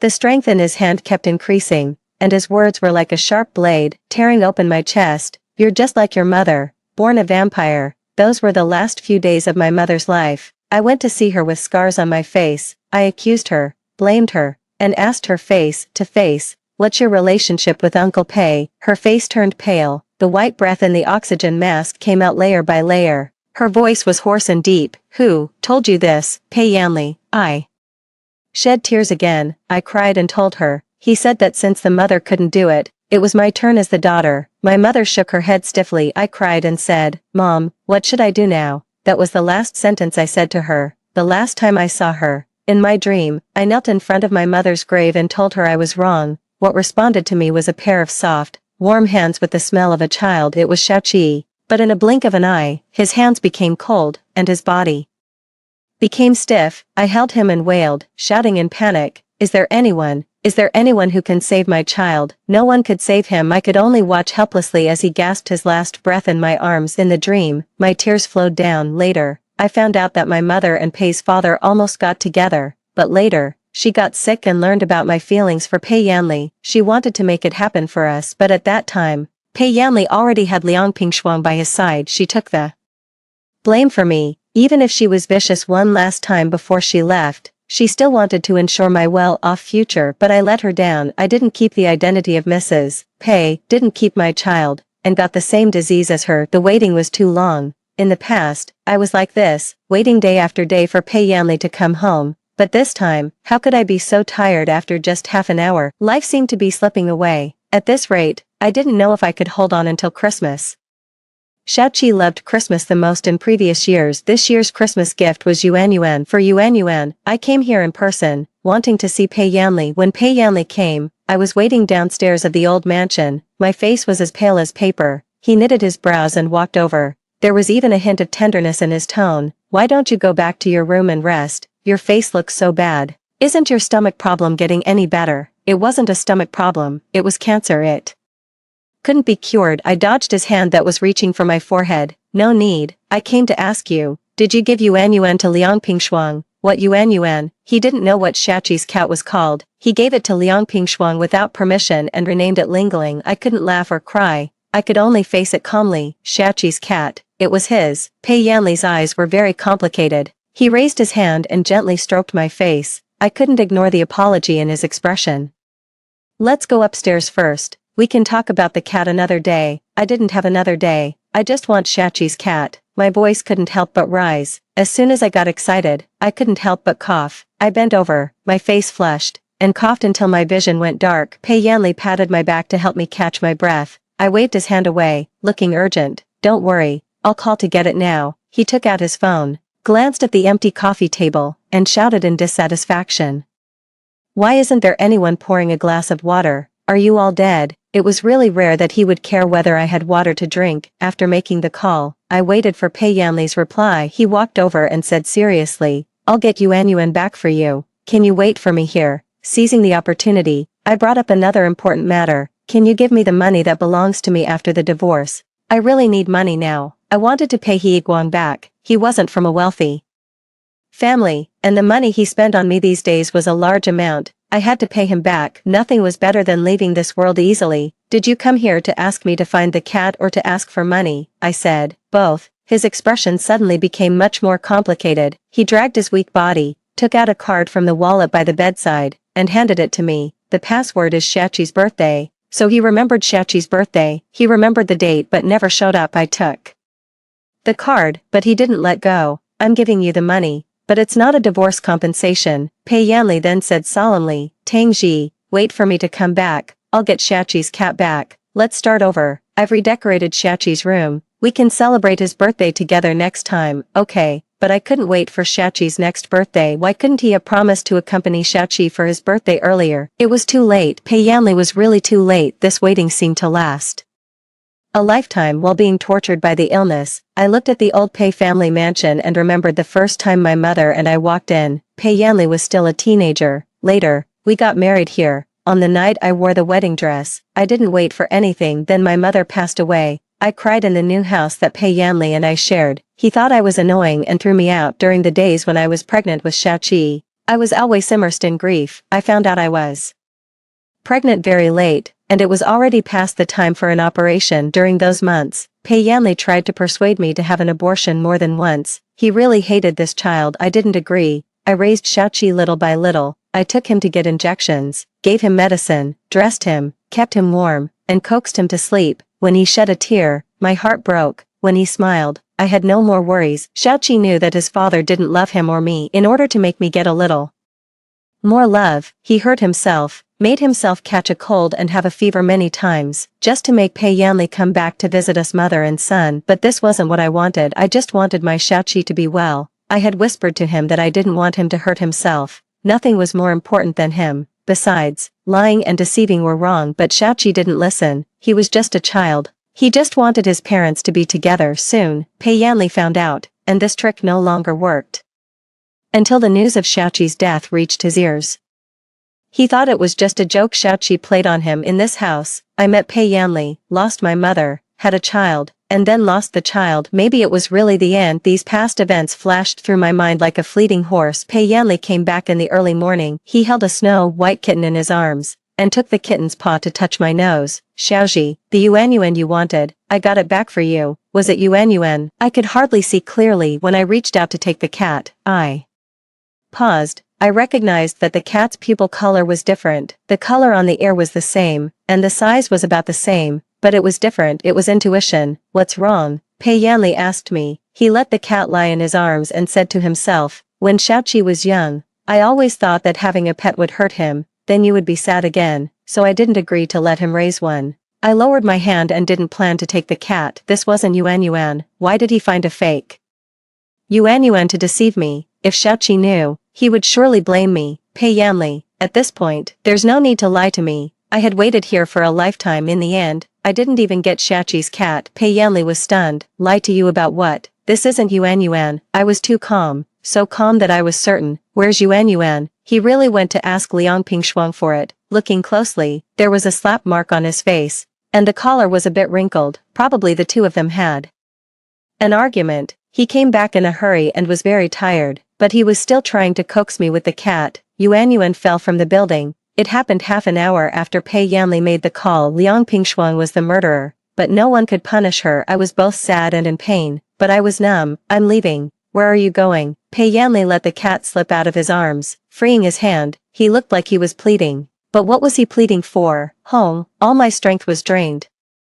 My vision went black, my legs went weak, and I fell down. The last words murmured from my mouth were 3 words, find Xiaoqi. But before I could find him, I fainted in front of Pei Yanli. It was so noisy. Who was knocking on the door and calling my name? I tried my best to stay awake, but in my chaotic thoughts, there was only a faint noise, like fragmented clips. It seemed like there was a man shouting and throwing things. The family doctor's collar was grabbed. She's my wife. She's sick. Why didn't you tell me? I saw it. It was the Pei family's family doctor. Standing beside him was He Guang with an indifferent expression. He asked Pei Yanli in return, she's your wife, she's about to die, and you just found out she has gastric cancer. Mr. Pei, please calm down. The family doctor tried his best to maintain the situation. Over 2 months ago, I called you. You personally said that Miss Tang's affairs had nothing to do with you, so he should have known long ago. I slowly exhaled a breath. The oxygen mask was pressing on my face. My breathing sound was like my countdown. Every breath was difficult and precious. Pei Yanli walked over. Before I died, I saw that proud man bow his head in front of me. He wanted to hold my hand but was afraid of hurting me. His hand hung in the air, not daring to put it down for a long time.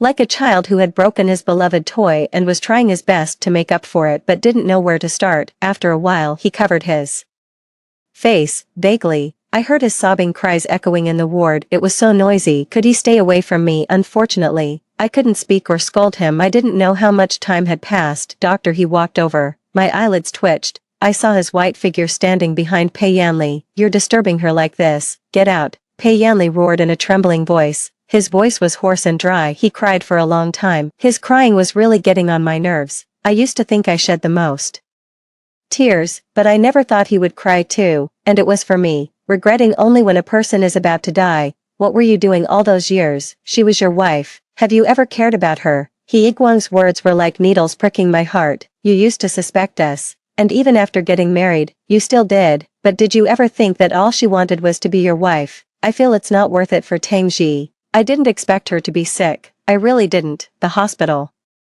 was filled with critically ill patients everywhere. They couldn't eat, relying on pills to survive. Coughing up blood was the least of their problems. The excruciating pain as if their hearts were being torn out and blood being drawn was something they had to endure hundreds of times a day. How could Pei Yanli know all this? He just thought I was making a fuss and overreacting because of Shachi's death. He thought I would go back to him. They were arguing by my bedside, not caring at all that I was a dying person. Pei Yanli gently tucked my hand into the quilt, with his back to He Guang. Aren't you a doctor? Can you save Xiaoji? She no longer wants to live. No one can save her. At this stage, what He Guang said was the truth. Pei Yanli said, "Get out." The room fell silent. My body's perception was illusory. My hand was lifted up and placed against Pei Yanli's cheek. He kissed the palm of my hand, and tears fell down.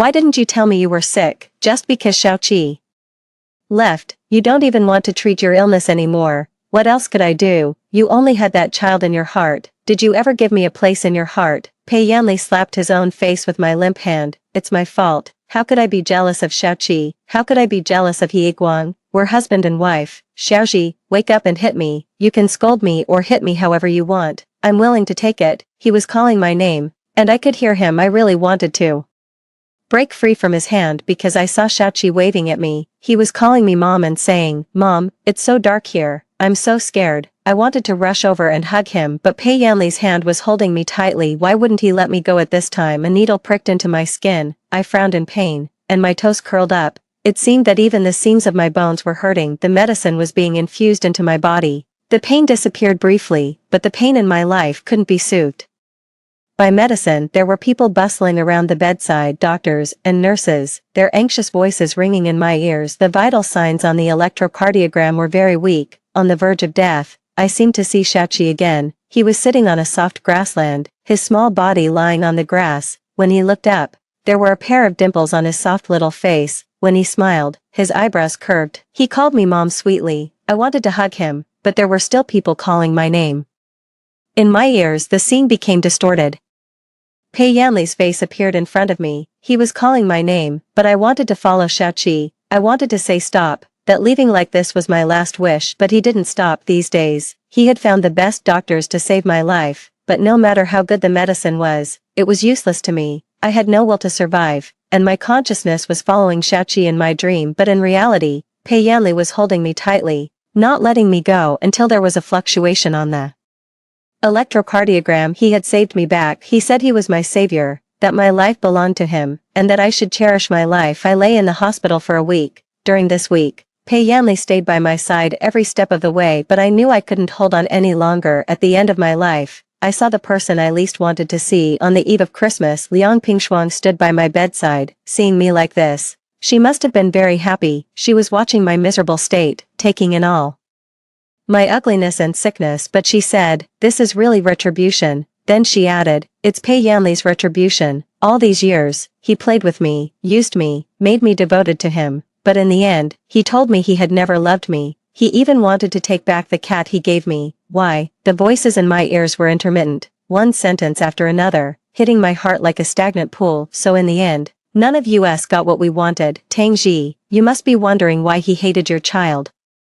Liang Pingshuang bent down, leaned close to my ear, and dealt a fatal blow to me while I was still breathing, because he thought it was the child of you and He Guang. I told him that. I forged a paternity test report, and he believed it. She laughed a few times. Her body was trembling, and tears were squeezed out from the corners of her eyes. He really believed it. My chest was pounding violently. I couldn't tell whether it was anger or something else, but Liang Pingshuang didn't stop. "Do you know, when your child died, Pei Yanli, the biological father, was actually relieved. He thought that with the child's death, he could start over with you. What he thought was a new beginning was actually an end." Struggling to open my heavy eyelids, I half opened my eyes and moved my fingers. The first thing I saw was Pei Yanli walking in from the outside. He grabbed Liang Pingshuang's arm and told her to get out. Liang Pingshuang was shouting, "Pei Yanli, you deserve it, you deserve it." He did deserve it, so did I. After Liang Pingshuang left, Pei Yanli flew into a rage. He cursed many people, as if it was a powerless vent. He wanted to feed me water, but I wouldn't drink what he offered, so the nurse had to do it. He watched from the side. After the nurse left, he wanted to wipe the corners of my mouth, I turned my face away, looking at the snowflakes outside the window. I opened my mouth vaguely and said, "Is it almost Christmas?" Pei Yanli said, "Yes, tomorrow is Christmas. Shall we celebrate it together?" I had to hold on until that day to see my Xiaoji, I'll cure you. Pei Yanli forcefully held my hand. He wanted to smooth out the needle marks on it, but he couldn't. I should have known earlier. You've lost so much weight, and your complexion was so bad. Why didn't I notice you were sick? He didn't notice, but I had told him that day. I asked, my stomach has been hurting a lot lately. What if it's a terminal illness? Pei Yanli just put down his chopsticks and said, then don't die here. It's too unlucky. Now that it was really a terminal illness, didn't he think it was unlucky? The Christmas night was always lively and bustling. The Christmas tree was very beautiful, green, standing in the middle of the mall, decorated with many ornaments. Most of the passers-by would stop to take pictures. The colored lights were on, flickering and illuminating every smiling face. I was sitting in the car, wrapped in thick clothes. My hat covered my eyebrows, leaving only a pair of eyes outside. Through the car window, I looked at the Christmas night. It was snowing. The snowflakes were white and pure. Like Shachi's eyes, they were smiling, yet also a bit disappointed. That time, I was also here, sitting in the car with Shachi in my arms. He pointed at the Christmas tree and said it was beautiful. We looked over together and saw Pei Yanli and Liang Pingshuang standing under the tree. They were taking pictures there. My heart tightened, and I quickly covered Shachi's eyes in the vast snow-filled mist. I seemed to see Shachi sitting under the tree, wearing a red sweater. He was touching the small bells on the Christmas tree. Mom, this is so beautiful. It was really beautiful, but Shachi's smiling face disappeared, replaced by Pei Yanli's anxious expression. His arms circled my shoulders, making me lean against his chest. Xiaoji, I was so cold. He wanted to warm me, but he forgot that he himself was like a block of ice. Do you want to get out and walk around? I shook my head. Just taking a distant look was like celebrating this Christmas for Xiaoqi. The snow was still falling. My strength was waning. Pei Yanli seemed to feel that my body temperature was dropping. Then he started rubbing my wrists, but there were large patches of bruises on them, all left by the needles. Xiaoji, are you cold? Can you talk to me? His cheek was pressed against my forehead. It still had that fresh and clean smell, but it made me feel so distant, as if it was something from a past life. Over the years, most of the smells he left on me were the fragrance of Liang Pingshuang. Sitting in the car, he watched the snow with me, his chin rubbed against my hair. The car compartment was quiet and warm, with the wind and snow isolated outside. His voice was like fluff, floating gently in my ear. Xiaoji, do you remember why I didn't explain our relationship that year? I should have told you. Over the years, I clearly had so many chances to tell you. The snow became heavier. Was Xiaoqi cold over there? It didn't matter. I would see Xiaoqi soon. After all, this was Xiaoqi's last wish, to be with Mom forever. It seemed that a layer of frost had condensed on my eyelids. I closed my eyes. It turned out that the last sense a person loses is hearing. My soul seemed to leave my body, but Pei Yanli's words were still going on. Xiaoji, if my dad hadn't told me he was going to marry your mom, if he hadn't asked me to treat you as a sister, we wouldn't have ended up like this. Don't you think so? Xiaoji, are you cold? Xiaoji, wait for me. I wouldn't wait for him. I wanted to stay far away from him. In the next life, and the lives after that, I never wanted to see this person again. The voice became farther and farther away. There seemed to be crying, and someone was calling me. The light became very faint in my line of sight. It expanded and then shrank. I was very tired. My eyelids were heavy, and I couldn't lift my hand. I wanted to hug Xiaoqi, but all I caught was a shadow. I kept chasing, crying, running, and walking to the end, sweating profusely and out of breath. I finally saw Xiaoqi. He was holding the snow-white Yuan in his arms. Mom, you're here. This time, I finally grabbed Xiaoqi's hand. The end.